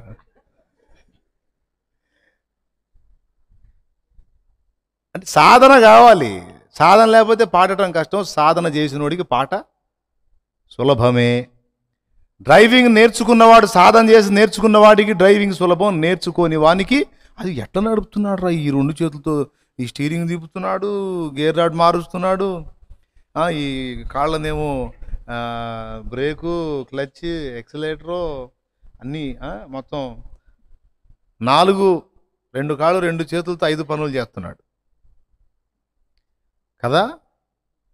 ఆశ్చర్యమే, మన కష్టం కదా. డ్రైవింగ్ నేర్చుకున్నవాడికి అది సాధన చేశాడు గనక తనకి సులభమే, కానీ సాధన లేని వానికి అది గొప్ప సంగతి. ఓకే. అయ్యా ఎలీషా గారు నిజంగా అసలు లోపల అలా కూర్చొని ఎట్లా చెప్పారండి అంటే, ఏముందిలే నాయన, అది పెద్ద విషయం ఏం కాదు అంటాడు ఆయన. పౌలు గారు, మీరు అసలు ఎట్లా సాధ్యమైందండి, మీరు ఉన్న చోటే ఉండి అక్కడ సంఘంలో తంతు చెప్పారు, అసలు ఎట్లా సాధ్యమండి అంటే, ఏముందిలే నాయన, ప్రార్థన చేస్తే ప్రభువే చూపిస్తాడు నాయన, ప్రభువే చెబుతుంటాడు అని ఆయన సింపుల్గా చెప్తాడు. ఇప్పుడు మీరు వచ్చి, ఇప్పుడు నా దగ్గర ఏదో మీకు వింతైన తలాంత ఏదో కనపడింది అన్న, ఎట్లా సాధ్యం అన్నా నీకు అది అంటే నాకేమనిపిస్తుంది, ఏముందిలే నాయన, అది సాధ్యం కాకపోవడానికి అది ఏముంది, నాకు మామూలు సంగతి. ఎందుకంటే సాధన చేసి సాధించుకున్నాను కనుక. అది సాధన చేయకుండా ఉన్న వ్యక్తికి వింతైన సంగతి, గొప్ప సంగతి. అక్కడ కీబోర్డు వాయించేవాడు ఉన్నాడు, ఏందో ఆ వేళతో టక్కు నొక్కుతున్నాడు. మనం నొక్కామనుకో ఎటు నుంచి ఎడిపోయిద్దో మనకు తెలియదు. వినేవాళ్ళు తలా ఒక ఏందిరా గోల అని తలా ఒకటేసిపోతారు. వాయించేవాడు వాయిస్తే హాయిగా అనిపిస్తుంది. కారణం అతను సాధన చేశాడు. అసలు నిజంగా మనం వింతగా చూస్తాం, అసలు ఏంది వేళతో అట్లా ఎట్లా చేస్తున్నాం అంటే, ఏముందిలే, ఏందో పెద్ద ఇది వింతగా చూస్తున్నారు అన్నట్టు మనకెళ్ళి చూస్తాడు ఆయన. ఆయనకి అది గొప్ప సంగతి కాదు. అందుకే చెప్తున్నా, ఆత్మవశులమై దేవుని చేతిలోకి మనం వెళ్ళిపోవటం అనేది సాధన చేయకపోతే పెద్ద సంగతి, సాధన చేస్తే మామూలు సంగతే. దేవునికి స్తోత్రం చెప్దాం, హల్లెలూయా, గట్టిగా చెప్దామా. అది ఎలా జరిగింది అనేది చెప్తా. ఆత్మ మన లోపలికి ప్రవేశించాడు కదా, కానీ ఆత్మ మన లోపలికి ప్రవేశించాడు, ఇప్పుడు ఆయన మనలో కూర్చున్నాడు అనుకుందాం. ఆయన ఉనికి మనలో ఉంది. దీనికి ఎఫెసీ పత్రిక కూడా సాక్ష్యం ఇస్తుంది. ఒక్కసారి బైబుల్ ఉన్నోళ్ళు ఎఫెసీ పత్రిక 4వ అధ్యాయం ఒక్కసారి తీయండి. 4వ అధ్యాయము 30వ వచనం చూడండి. దేవుని పరిశుద్ధాత్మను దుఃఖపరచుకుడి, దేవుని పరిశుద్ధాత్మను దుఃఖపరచకుడి, విమోచన దినము వరకు ఆయన మీ యందు ముద్రింపబడి ఉన్నాడు. ఆయన యందు మీరు ముద్రింపబడి ఉన్నారు. ఆయన మీ యందు అటేసేవింది, ఆయన యందు మీరు ముద్రింపబడి ఉన్నారు. అది లెక్క. అంటే పరిశుద్ధాత్మ మనతోనే ఉన్నాడు, మనలో ఉన్నాడు. ఈ మాట యోహాను సువార్త 14వ అధ్యాయము 16వ వచనంలో యేసయ్య చెప్తున్నాడు. లోకము ఆయనను ఎరుగదు గనుక ఆయనను పొందనేరదు, మీరు ఆయనను ఎరుగుదురు గనుక ఆయన మీతో కూడా నివసించును, మీలో ఉండును. మీలో చెప్పండి, అందరు చెప్పండి, నో తెరిసి. మీలో చెప్పాలి గట్టిగా, మీలో. ఇప్పుడు ఎవరికి వాళ్ళు చెప్పండి, రక్షణ పొందిన వాళ్ళందరూ కూడా, నాలో పరిశుద్ధాత్ముడు ఉన్నాడు. గట్టిగా చెప్పండి. లైవ్లో వాళ్ళు కూడా చెప్తున్నారా? చిన్నగా చెబుతారు. నాలో పరిశుద్ధాత్ముడు ఉన్నాడు అనే సంగతి అందరికీ గ్రహింపు దాదాపు ఉంటుంది. లేకపోతే ఇప్పుడు తెలుసుకోండి.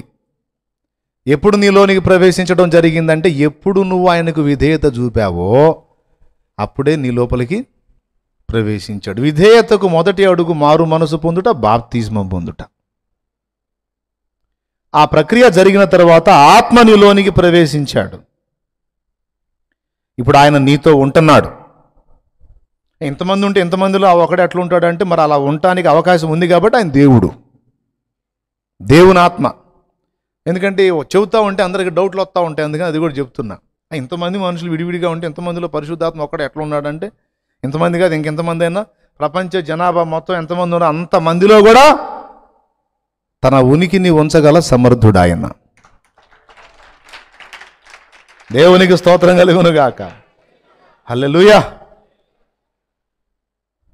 అది దేవుని ఆత్మకున్న సౌకర్యం. మళ్ళీ ఏ వ్యక్తికి ఆ వ్యక్తికి వ్యక్తిగతంగానే ఉన్నట్టు ఉంటాడు. విచిత్రమైన సంగతి అదే.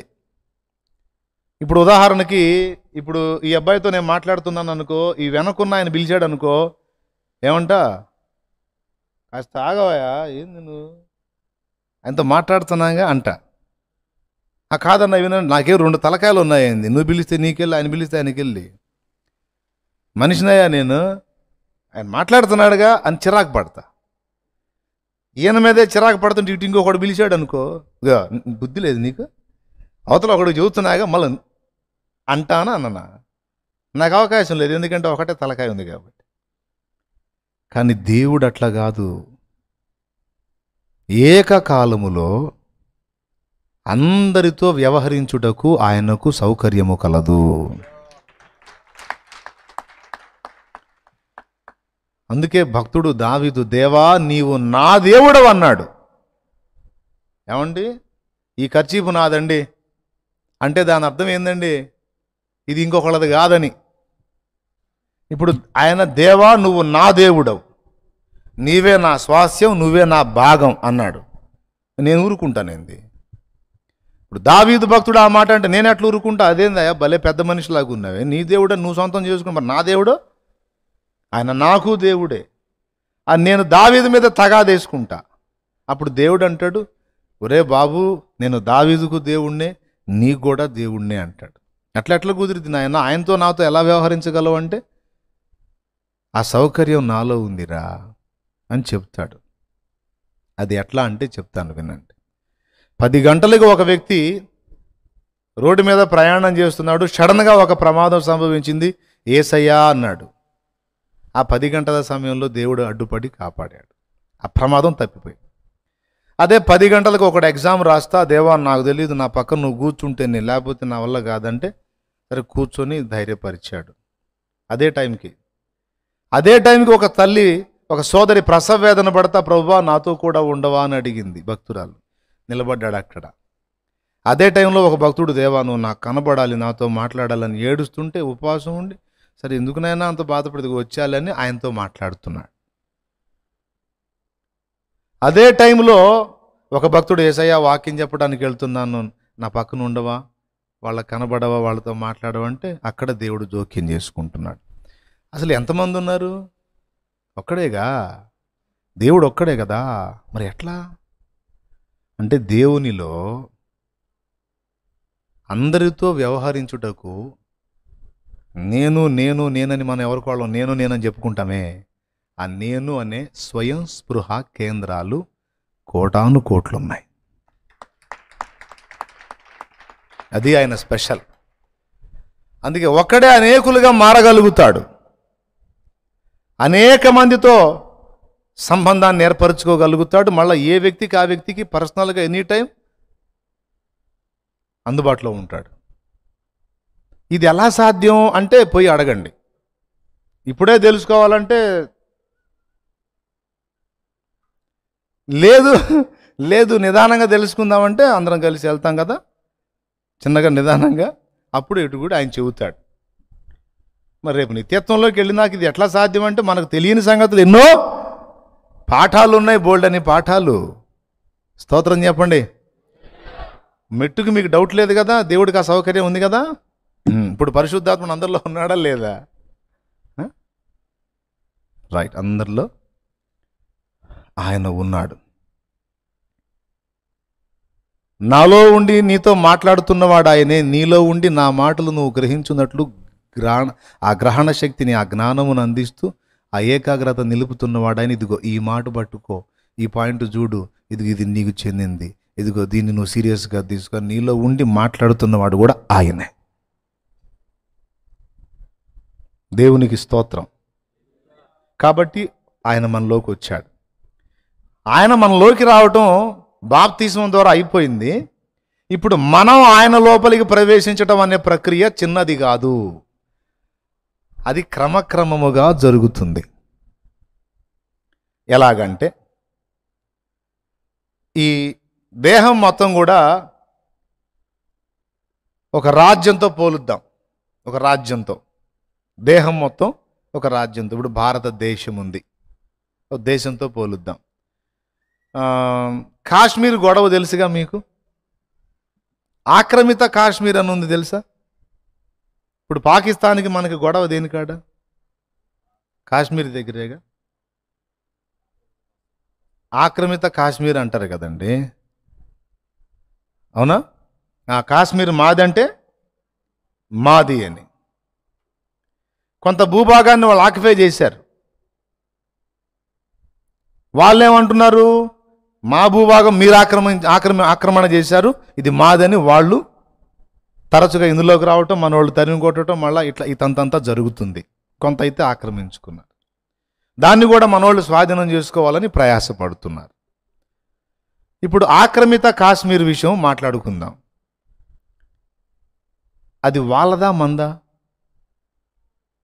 ఆక్రమిత కాశ్మీర్ వాళ్ళదా మందా? అందరూ చెప్పాలి. మనదే. కానీ ఎవరి వశంలో ఉంది? అవును కదా. కానీ ఆ భూభాగం మనదే, కానీ వాళ్ళ వశంలో ఉంది. మన దేశమంతా కూడా మన వశంలో ఉన్న కొంత భాగము శత్రు వశములో ఉంది.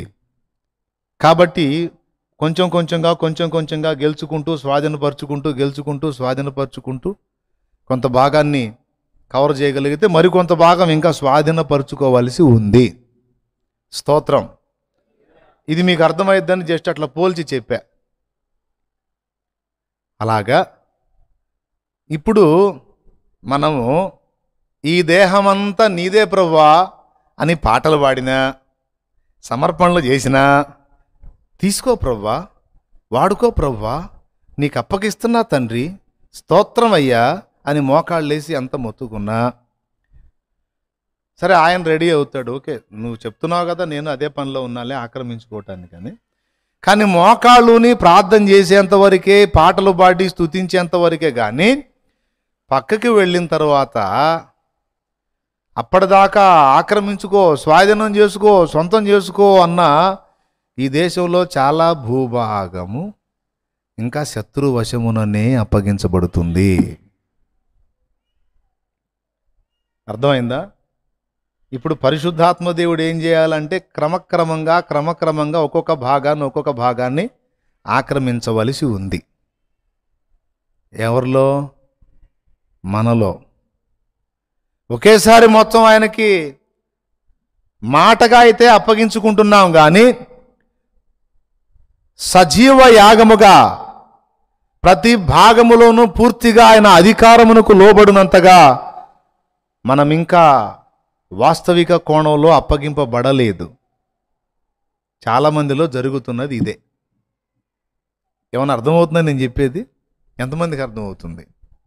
స్పష్టంగా అర్థమైతేనే చేయొద్దని, అర్థం కాకపోతే మళ్ళీ చెబుతా, ఇబ్బంది ఏం లేదు. అర్థమవుతుందిగా? చాలా సంతోషం. మనం పాటలు పాడి ప్రార్థనలు చేసి సమర్పణ చేస్తున్నాం, ఆయన కూడా లోపలే కూర్చున్నాడు, ప్రయత్నం చేస్తున్నాడు ఆక్రమించుకోవటానికి. కానీ ఇంకా కళ్ళు అనే భాగము ఆయన వశం కాల, ఇంకా నాలుక నోరు అనే భాగం ఆయన వశం కాల, ఇంకా చెవులు అనే భాగం ఆయన వశం కాల, ఇంకా చెడ్డ చేతలు ఆయన వశం కాల. ఏదో అరాకొరా కొద్ది గొప్ప వశమైనందుకే మనలో మనకి ఎంత ఫీలింగ్ అంటే, ఎంత మారా బ్రదర్ నేను, అసలు ఎంత మారాను అనుకున్నాను, అసలు ఇంతకు ముందు అసలు ఎంత ఇదనుకున్నా నేను అని మనం చాలా గొప్పగా ఫీల్ అవుతాం. అంటే ఏది కొద్ది గొప్ప దేవునికి అప్పగించుకున్నందుకు. కానీ భక్తుల విషయంలోకి వచ్చేటప్పటికి ఎలా జరిగిందంటే, క్రమక్రమంగా ప్రతి భాగమును అలాగా దేవునికి అప్పగించేసుకున్నారు. దీన్ని దేవదాసయ్య గారు పాటలో పాడాడు. తనువు నాదిదిగోగై కొనుమియో ప్రభువాని పనికి ప్రతిష్ఠించుమే. తనువు నాదిదిగోగై కొనుమియో ప్రభువాని పనికి ప్రతిష్ఠించుమే. దినములు క్షణములు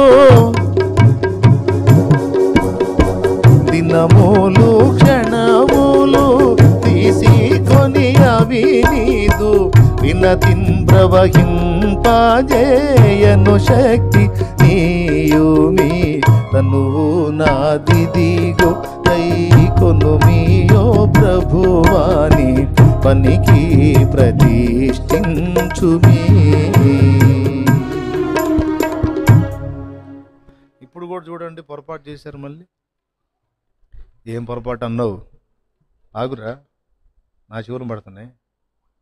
స్తోత్రం, హల్లెలూయా. ఏంటి పొరపాటు ఏంటంటే, ఇప్పుడే ఏమన్నారు మీరు, దినములు అబ్బా అంత సమర్పణలోకి వచ్చారా? మరి రోజు గంట కూడా ఇవ్వబోతుంటే నువ్వు నికరంగా పాటేమో దినములు క్షణములు. ఆయన నవ్వుకుంటాడు, అబ్బా ఏం పాడుతున్నావు బంగారు తల్లి, అరే పట్టుమని 2 గంటలు కూడా సమయం ఇవ్వవు, కానీ దినములు రోజులు క్షణాలు కూడానా? నవ్వుకోడు. దీసి కొని అవి నీదు అంటే ఎంత సమర్పణ అంటే, ఎలా చేసుకుంటున్నాడు ఆయన అంటే, ప్రతి second, every day, every second నీ వశంలోకి తీసుకొని అంత నీ చిత్తమే నా ద్వారా చెయ్యి. ఒక్క సెకండ్ కూడా నాకొద్దు, ఒక సెకండ్ కూడా నా స్వీయతకొద్దు. నా ప్రతి దినము, ప్రతి క్షణము, ప్రతి నిమిషము, ప్రతి గంట, ప్రతి పూట నీ కొరకే వాడుకో ప్రభువా, ఇదిగో అప్పగించుకుంటున్నాను నా తనువును సజీవ యాగముగా. హల్లెలూయా. తర్వాత ఏమేమి అప్పచెబుతాడండి? ఘనమైన నీ ప్రేమ కారణంబున నీకై పని చేయ చేతులివిగో. చేతులు అప్పచెప్పాడు, చేతులు అప్పచెప్పాడు. ఇక వరుసగా ఒక్కొక్క పార్ట్ అప్పచెప్తాడు. అప్పచెప్పి ఇవన్నీ కూడా నీ వశంలోకి తీసుకొని నన్ను వాడుకో తండ్రి అని. మీరు ఈ పాట 75వ పాటగా ఉంది మహోన్నతుని మనోహర గీతాల్లో, దేవదాసయ్య గారు రచించిన పాట. అందులో ఏమంటాడు? 2వ చరణంలో, స్వరమిదిగో గొనుమి వరరాజా నిన్ను గూర్చి నిరతము పాడనిమ్ము, మరియు పెదవులివిగో మహనీయమైన నీ పరిశుద్ధ వార్తతో పరిపూర్ణముగా నింపు. నా పెదవుల్లోనేమో కంప్లీట్గా నీ వార్త నిండి ఉండాలి, నా స్వరములో నీ పాటే మోగాలి.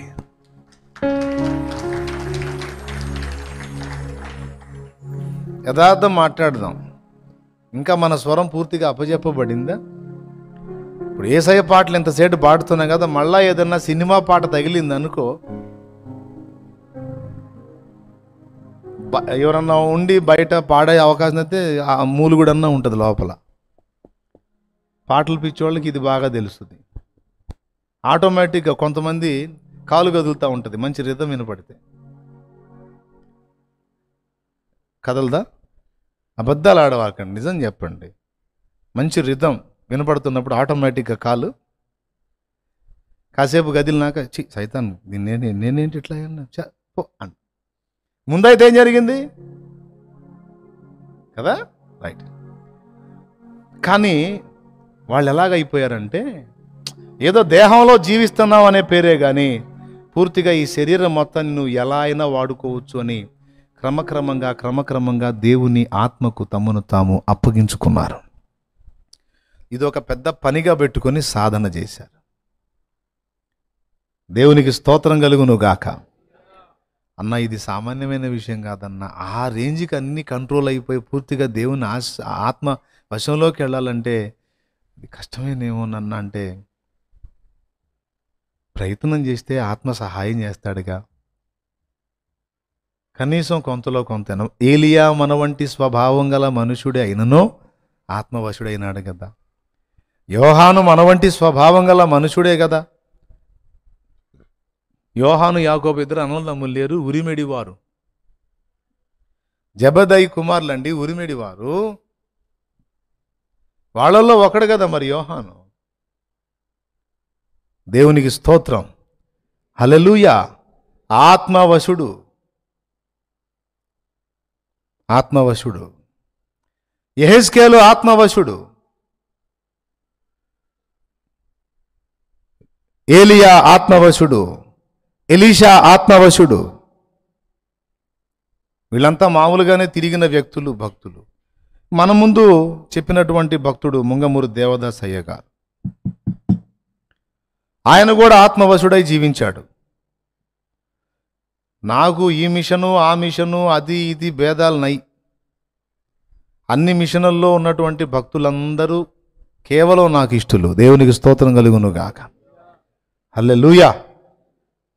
అందరినీ ఇట్లా గౌరవించాలని చెప్పింది కూడా దేవదాసయ్య గారు. ఏ మతమును కానీ, ఏ వ్యక్తిని కానీ, ఏ డినామినేషన్ను కానీ దూషింపరాదు, ద్వేషింపరాదు. తెలియనివి దేవునిని అడిగి తెలుసుకొనవలెను అంటాడు. తర్వాత ఇంకొక సూక్తి ఏంటో తెలుసు ఆయన చెప్పే సూక్తి, బైబిల్ సూక్తి. ఆయన మీతో చెప్పునది చేయుడి. చెప్పింది చెయ్యి, చెప్పని దానికి నోరు మూసుకొని కూర్చో. చేయమన్నది చేయి, చేయొద్దన్నది మానేయి. అంతే, అయిపోయింది. ఏం లేదు. ఆత్మ వశులమగుట ఎట్లు అంటే ఈ మాట పట్టుకుంటే అయిపోద్ది. ఇప్పుడు నేను ఇలాగా సమయం గడపటం దేవుడు చెప్పాడా? ఇప్పుడు సెల్ ఫోన్ తీసుకున్నామండి, సింపుల్గా చెప్తాను ఈజీగా మనకు అర్థం కావడానికి. అనుకుంటా సెల్ ఫోన్ తీసుకున్నాం. ఈ సెల్ ఫోన్ తీసుకొని ఏదో తలకాయ పెట్టాం అందులోకి. ఆ సెల్ ఫోన్లో తలకాయ పెడితే ఇంకేముంది, బయటకు వస్తామా? ఇక ఎన్ని చూపిస్తుందో అది ప్రపంచం మొత్తాన్ని చూపిస్తుంది. ఏం కావాలి బ్రదర్ కొంచెం ఇడ్జుడు, ఇదిగో ఏం కావాలి ఏ వెరైటీ అయినా నీకు అందుబాటులో ఉంటుంది. చెప్పు బ్రదర్, ఏం కావాలి? సిస్టర్ ఇది లేటెస్ట్గా వచ్చింది, కొంచెం చూడు, ఇది ఏదో బాగుంది చూడు. నిజం మాట్లాడుకుందాం మళ్ళీ అనమాట. భక్తులు మనం ఇప్పుడు సెల్ ఫోన్లో వాక్యం చూసే భక్తులు కూడా ఉన్నారు. లైవ్లోకి వచ్చి అచ్చంగా ఇదే చూస్తున్నారా? భక్తే కొంచెం మైండ్ కొంచెం డిప్రెషన్గా ఉంది బ్రదర్, కొంచెం ఫ్రీనెస్ కోసం జస్ట్ కొంచెం జోక్ పెట్టుకుంటాను అంతే. నేను ఇక వేరే చూడను బ్రదర్, జస్ట్ జోక్స్ పెట్టుకుంటాను నేను. జస్ట్ ఇందాకేం చెప్పాడు? ఆనందించేవాడు సినిమా యందు ఆనందించుడని చెప్పాడా? కామెడీ పిక్చర్స్ యందు ఆనందించుడని చెప్పాడా? హాస్యపు చిత్రాల యందు ఆనందించుడని చెప్పాడా? ప్రభువునందు ఆనందించమన్నాడా?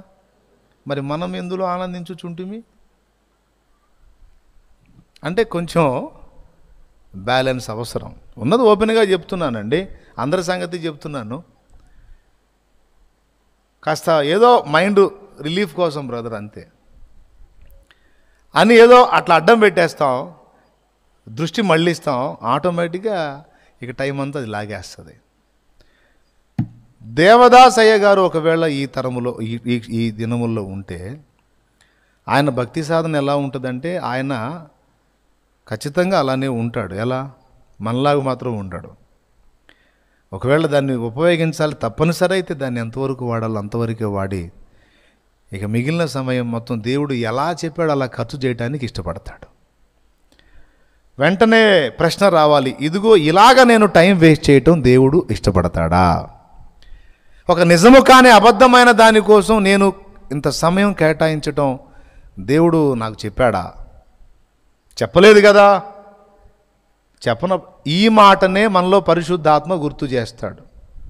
ఇప్పుడు నువ్వు చూస్తున్నావు నేత్రాశ, దేవుని వాక్యం అదే చెప్పిందా నీకు అని గుర్తు చేస్తుంటాడు.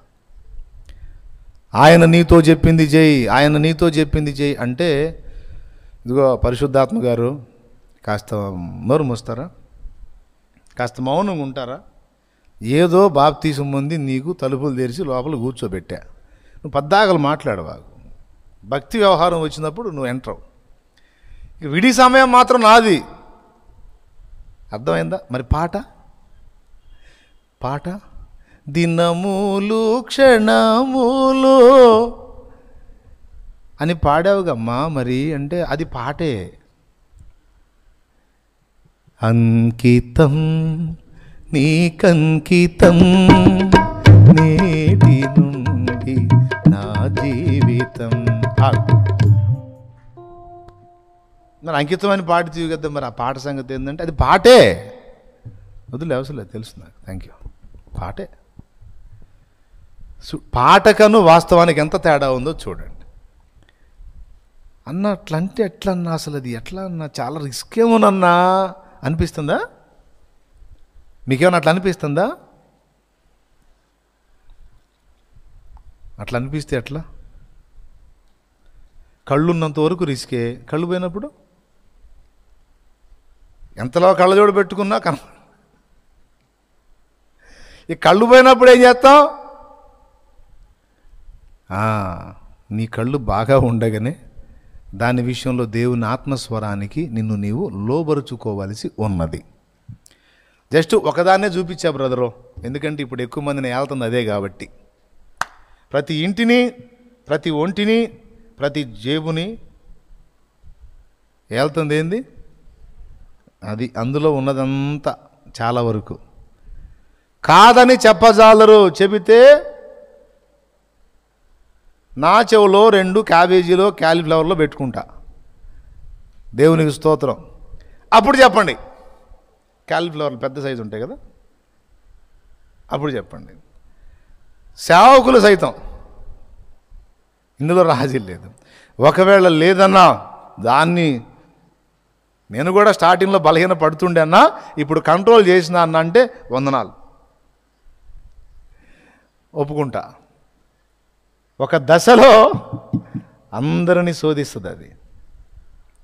ఎందుకంటే అందరికీ రహస్య జీవితం ఉంటుంది, అందరికీ గదిలో ఉండే అవకాశం ఉంటుంది, అందరికీ అందుబాటులో ఇప్పుడు అది ఉంది. జియో పుణ్యమా అని అందరికీ దాని గురించిన అవగాహన వచ్చింది.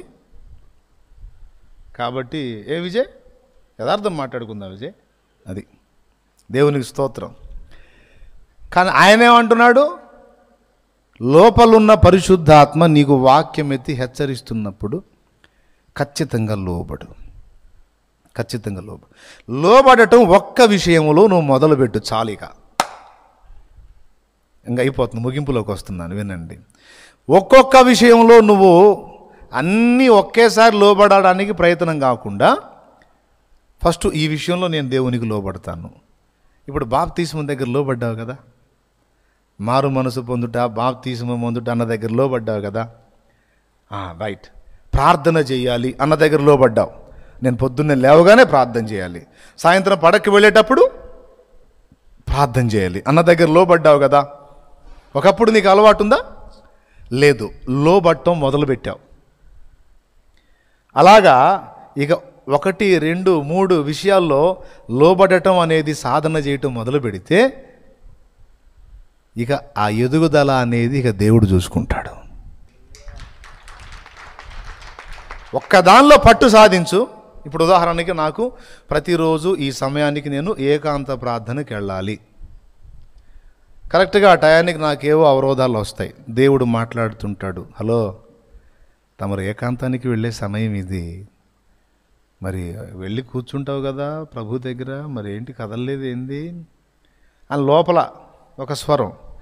మళ్ళీ నేనేం చెప్పుకుంటుంటాను, ఇట్లా వేరే వాళ్ళతో మాట్లాడతానే, మనుషులు వచ్చారుగా మాట్లాడుతున్నాగా, వెళ్దాంలే. సరే ఆయన కాసేపు మౌనంగా ఉంటాడు. కాసేపు ఆగి మరీ పొద్దుపోతున్నట్టుంది, పోతే ఏమైంది, పోనీ ఇంకో గంట అదనంగా గడుపుదాం. సరే ఓకే. ఆయన ఇబ్బంది పెట్టడు, మర్యాదస్తుడు. సరే ఓకే, నీకు అనుకూలత ఉంటే నాకేం ఇబ్బంది, రైట్ ఓకే. ఆ మొత్తానికి ఆగిపోయేటట్టున్నాను అనుకో, ఇంకో గంట అదనంగా గడుపుదామన్నావు, అట్లన్నావు ఇట్లన్నావు, అసలు మొదలుకి ముంచేసావు కదరా అబ్బాయి. ప్రభు ఈరోజుకి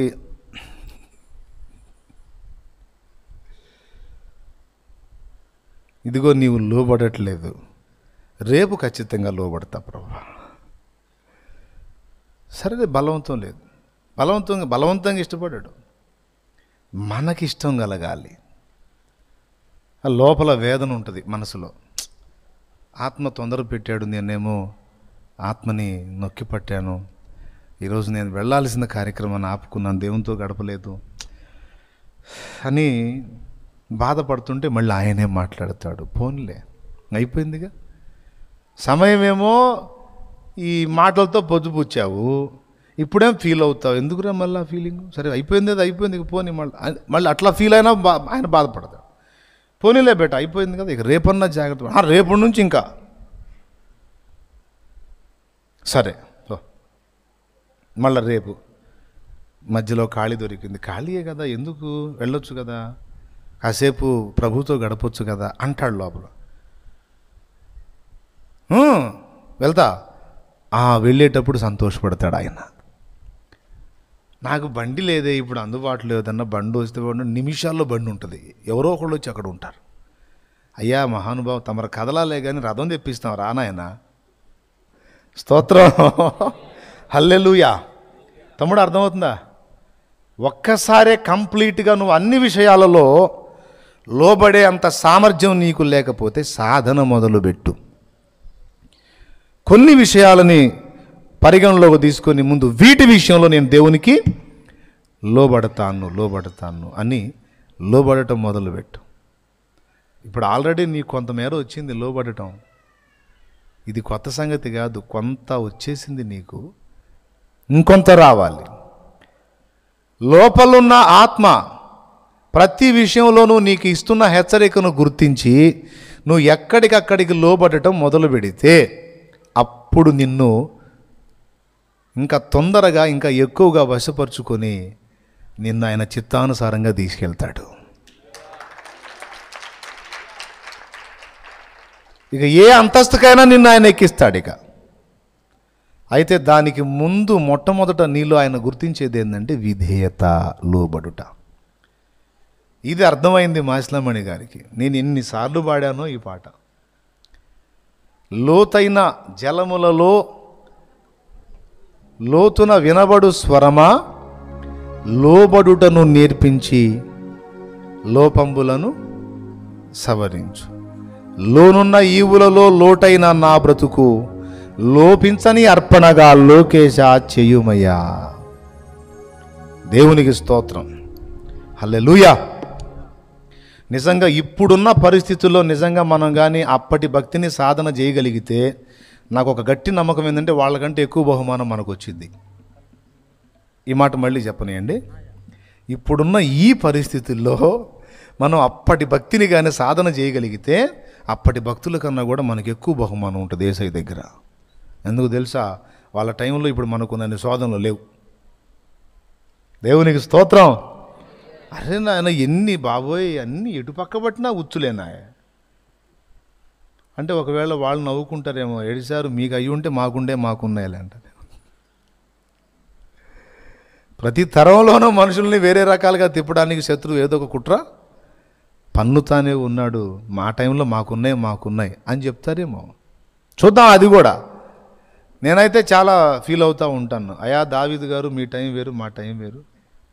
అయా ఏలియా గారు, ఎలీషా గారు మీ టైం వేరు, మా టైం వేరు. మనకు ముందున్న భక్తులు, అయ్యా దేవదాస్ అయ్య గారు మీ టైం వేరు, మా టైం వేరండి. మీకు సెల్ ఫోన్ లేదండి, మాకుంది అయ్య గారు. దేవునికి స్తోత్రం, హల్లెలూయా. ఈరోజు మాకున్న సౌకర్యాలు మీకు ఆనాడు లేవు కాబట్టి మీకు ఇంకా వేరే ఆలోచన. ఇప్పుడు వాళ్ళకి టీవీలు లేవు, ఏదో రేడియో ఒకటి ఉండేది, దాని దగ్గర ఏం టైంపాస్ చేస్తారు. కాబట్టి మోకాళ్ళుని దూరదర్శనాలు చూసేవాళ్ళు కాదు, మోకాళ్ళుని పరలోక దర్శనాలు చూసేవాళ్ళు మోకాళ్ళుని. ఇప్పుడేమో మన మోకాళ్ళుని పరలోక దర్శనం చూసేంత ఉంది. ఫస్ట్ మొన్నటిదాకా దూరదర్శనం వేలింది. దూరదర్శనం అంటే ఏంటండి? అబ్బా, టెలివిజన్ ఏలింది. ఇప్పుడు సెల్విజన్ వెళ్తుంది కదా. ఇవన్నీ లేని దినాల్లో వాళ్ళు వెనకటి రోజుల్లో, ఇప్పుడు విద్యుత్ సౌకర్యం ఉంది, ఇంత టెక్నాలజీ డెవలప్ అయింది, బాగుంది. నా చిన్నతనంలో కూడా బాగా, నా చిన్నతనంలో 10 ఏళ్ల ప్రాయంలో పల్లెటూళ్ళలో చూస్తే 7 పడకల మీదకి వెళ్ళిపోయేవాళ్ళు. ఇప్పుడు పల్లెటూళ్ళలో 12 దాకా కూడా వండుకోవట్లా. వాళ్ళు కూడా తన్నే అనే పనిలో ఉన్నారు. వాళ్ళు కూడా ఏదో వాళ్ళకు కూడా పెద్ద పెద్ద సెల్ ఫోన్లు వచ్చినాయి. అందరి ఈ పరిస్థితి. కాబట్టి మనకు ముందు తరాల వాళ్ళకి మనకు పోల్చుకుంటే ఇప్పుడు మనకున్నంత సౌకర్యాలు ఆనాడు వాళ్ళకి లేవు. కొంచెం భక్తి సాధనకి అనువైన వాతావరణాలు అవి. ఇప్పుడు భక్తిహీనతకు అనువైన వాతావరణం ఇది. ఈ వాతావరణంలో ఆ భక్తిని మనం సాధన చేయగలిగితే ఖచ్చితంగా అంత్యకాలపు సంఘాన్ని సిద్ధపరచడానికి అద్భుతమైన ఏలియాలుగా దేవుడు మనల్ని వాడుకుంటాడు.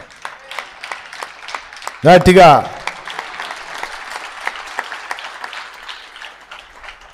హల్లెలూయా. ఖచ్చితంగా వాడతాడు.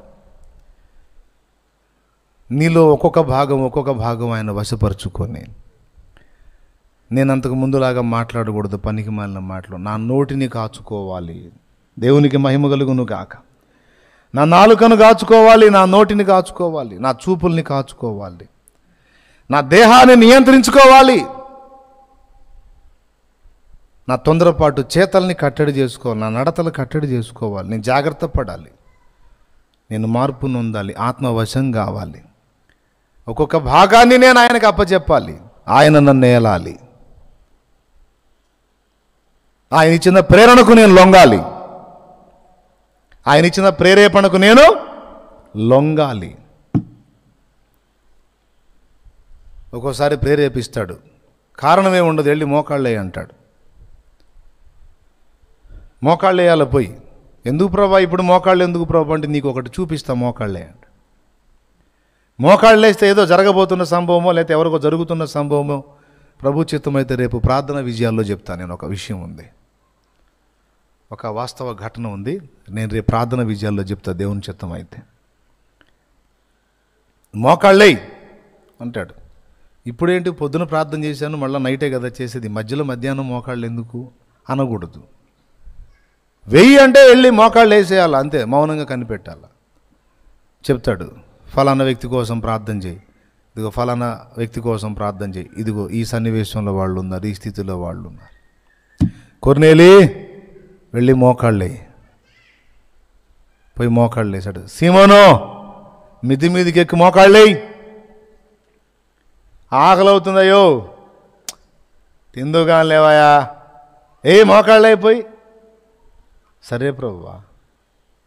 పోయి ఆకలి అవుతున్న వేళ మనమైతే, అమ్మ కాలేదా, కానివ్వండి అమ్మా, ఈలోపే ఉన్న ఏదన్నా టీ ఏదన్నా ఉందా, కొంచెం వేడివేడిగా ఒక ఛాయ్ ఏర్పాటు చేయమ్మా, తాగేస్తాను ఇంతలోకి. ఆ రోటీలు తొందరగా రెడీ చేయమ్మా. కూర ఏం చేస్తున్నారు అందులోకి? కోడిగుడ్డు ఫ్రైయా? Okay okay. చికెన్ ఏం లేదా? సరేలే పర్లేదు, ఏం చేద్దాం, ఈ రోజుకి పిల్లతోనే సరిపడదు, తల్లిన తర్వాత చూద్దాం. దేవుని స్తోత్రం. అంటే గుడ్డు మరి పిల్ల, ఓ పాస్టర్ గారు అడిగాడంట, కోడిగుడ్లు వేస్తుంటే ఫుడ్లో దీని తల్లి లేదా అన్నాడంట. దేవునికి స్తోత్రం. అట్లాగా ఈ మీటింగ్లో ఏం పెట్టలా. వాళ్ళు భోజనము సిద్ధపరచుచుండగా సీమోను పేతురికి పరిశుద్ధాత్మ ప్రేరేపిస్తున్నాడు లోపల. ఏమని? మిద్ది మీదికి ఎక్కి మోకాళ్ళే. అని ఇప్పుడు ఈ టైంలో మోకాళ్ళు వేయమంటున్నాడు ఏంటి? ఇది ఏ సమయం అండి? ఒకసారి చూడండి. అది అపోస్తలుల కార్యం 10. సాయంత్రం వేళ నీడ ఉండే టైమా, పొద్దున్నే నీడ ఉండే టైమా, లేకపోతే ఎండ ఉండే సమయమా? ఏ సమయం చూడు ఒకసారి. పగలు ఇంచుమించు 3 గంటల వేళ. అది పగలు ఇంచుమించు 3 గంటల వేళ. ఏది 3 గంటల కొర్నేలు దగ్గర. ఏడున్నాను ఇట్లా అడుగు కూర్చో. పేతురు సంగతి చదవమంటే నువ్వు కొర్నేలు దగ్గర పోయింది.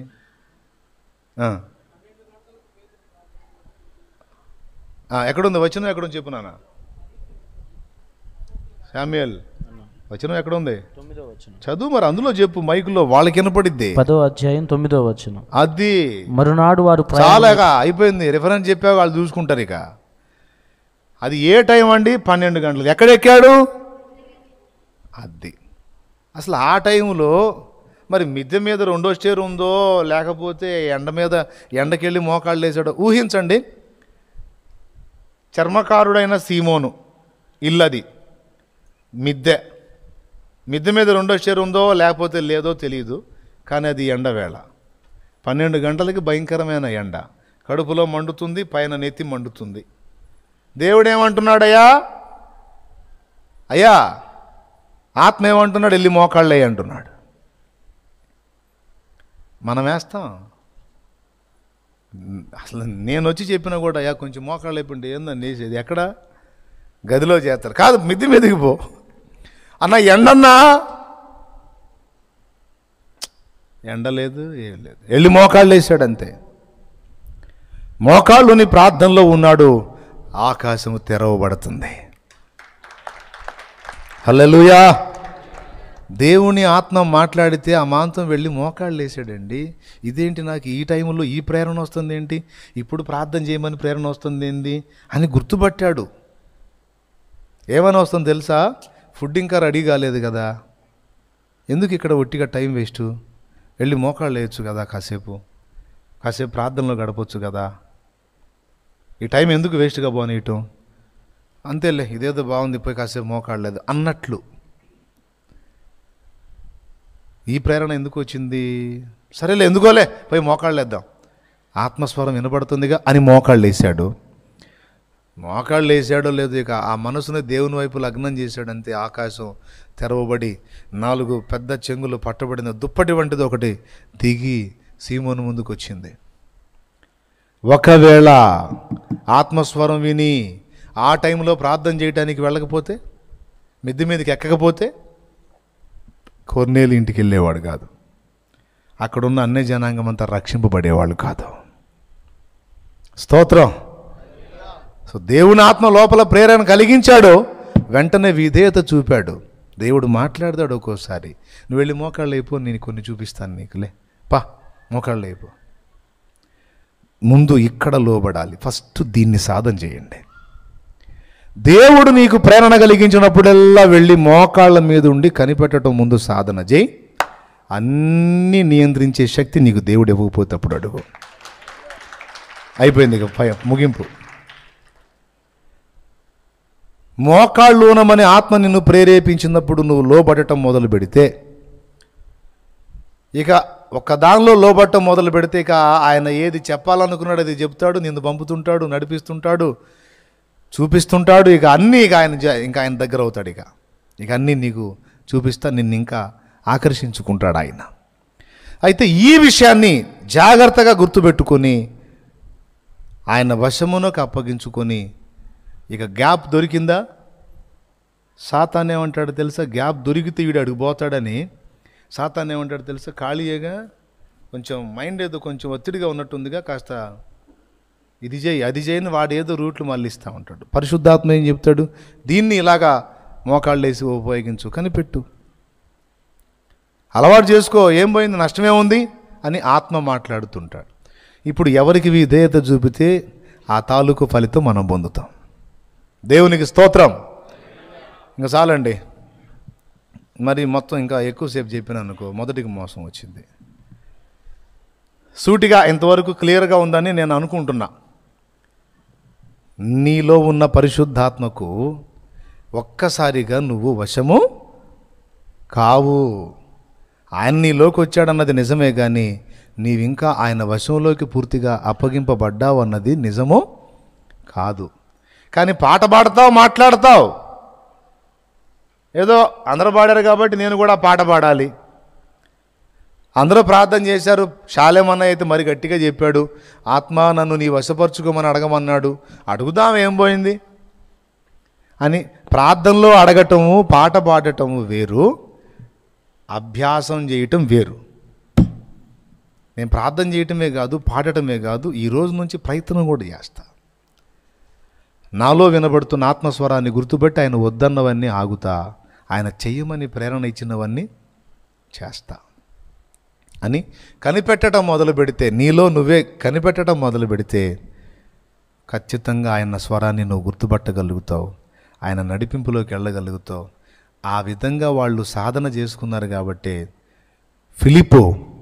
ఫిలిప్పో లేచి నీ నడుము కట్టుకో. ఏంది నాకు ఈ ఆలోచన వస్తుంది? మోకాళ్ళు వేశాడు, దేవుడు మాట్లాడుతున్నాడు, ప్రభు వెళ్ళు, యెరూషలేము నుండి గాజాకు వెళ్ళే మార్గాన్ని కలుసుకో. అలాగే తండ్రి. వెళ్ళిపోయాడు, మంత్రిని పట్టుకున్నాడు. ఐథియోపియా ఒకడే అనుకుంటున్నాం కదా మనం, ఒకడైతేనే మామూలుడు కాదు, మంత్రి అండి. వరస కుదిరితే మొత్తాన్ని శాసించవచ్చు. ఏముంది, మంత్రి పోయి రాణికి సువార్త చెప్తే రాణి మారు మనసు పొంది, మంత్రి మారు మనసు పొంది, ఇద్దరు మారితే ఏముంది, రాజ్యమే చేంజ్ అయ్యే అవకాశం ఉంది. అది కాబట్టి మారకపోని ఒకడైనా దేవునికి ముఖ్యమే.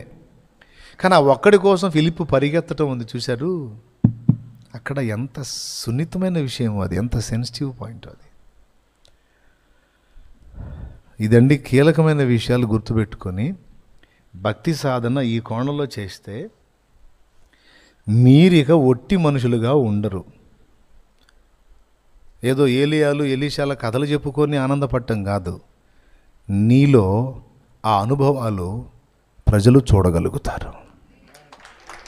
షోమ్రోనులో ప్రవక్త ఉన్నాడో అని బానిస పిల్ల నయమాను భార్యకు సాక్ష్యం ఇచ్చినట్లు, ఇదిగో నువ్వు ఉన్న స్థలమును గూర్చి చుట్టుపక్కల వాళ్ళు చెప్పుకునేటట్టు దేవుడు కార్యం చేస్తాడు. ఫలానా దగ్గర దేవుని ఆత్మ నడిపింపగలిగిన సోదరి ఉంది, సోదరుడు ఉన్నాడు, ఇదిగో వారు దేవుని సంబంధులో, వారి యొద్ద మనకు దేవుని మాట దొరుకుతుంది, వారి దగ్గర మనకు దేవుని వాక్కు దొరుకుతుంది అని జనులు పరిగెత్తి వచ్చేటట్టు దేవుడు చేస్తాడు. అది ఒరిజినల్గా ఉంటుంది. మనం డబ్బా కొట్టుకోవాల్సిన అవసరం లేదు, మేమంతా ఇదిగో మేము ఇంత చేసి ఈ భజనే అవసరంలా. ఒకవేళ మనం ఆ భజన చేసిన చండాలంగా ఉంటుంది చూసేవాడికి. నువ్వు దేవుని ఆత్మ వశుడవై వశురాలివై ఆయన చేత నువ్వు నడిపించబడుతూ ఉంటే నీ విషయమై దేవుడే సాక్ష్యం ఇస్తాడు. ఆయన నిన్ను గూర్చి ప్రజలకు అందేటట్టు చేస్తాడు. ఆయన కీర్తి ఆ దేశమందంతటా వ్యాపించను గనుక ఆయన దాగి ఉండుట అసాధ్యమాయను అంటాడు యేసును గురించి. యేసయ్య చెప్పుకున్నాడా, నేను తెలుసా నీకు, చచ్చిపోయినోడు లేపా తెలుసా నీకు, ఏందనుకున్నా మరి, అప్పుడు కుష్ఠరోగిని చెప్పరేంది పక్కనుండి, చెప్పరేంది కుష్ఠరోగిని బాగు చేయాల నేను, అవును ప్రభా మరి ఏందనుకున్నా అని చెప్పుకున్నాడా? లేదు, వెళ్ళిపోతానే ఉన్నాడు ఆయన. పౌలు అంతే, పేతురు అంతే, యోహాన్ అంతే, స్టెఫన్ అంతే, ఫిలిప్ అంతే. చాలు లేండి, మోకాళ్ళు వేయండి. ఎలీషా అంతే, ఏలియా అంతే. అది కావాల్సింది ఇప్పుడు. దీన్ని సాధన చేయకుండా ఇక పైన మనం ఎన్ని యుక్తులు, ఎన్ని తిప్పలు పడ్డా, ఎన్ని ఫీట్లు చేసినా ఎన్ని ఒట్టి ఫీట్లే, ఫలితాలు ఉండవు. కాబట్టి రాకడ దగ్గర వస్తున్న దినాల్లో ఉన్నాం కనుక ఒరిజినల్ భక్తి, ఒరిజినల్గా దేవుని ఆత్మవశులమై కళ్ళను అదుపు చేసుకోవటాన్ని సాధన చేద్దాం. నాలుకను అదుపు చేసుకోవటానికి పరిశుద్ధాత్మను వేడుకుందాం. దేవా, కంట్రోల్ చేసుకునే శక్తి నీవు నాయన. చేతలను పిచ్చిచ్చి చేతలను కట్టడి చేసుకోవటం సాధన చేద్దాం. చెడు నడతలను కట్టడి చేసుకుందాం. దేవుని అడుగు జాడలను బట్టి నడుచుకోవటానికి, దేవుని ఆత్మవశులమై దేవుని ఆలోచనలను అనుసరించి నడుచుకోవటానికి సిద్ధపడదాం.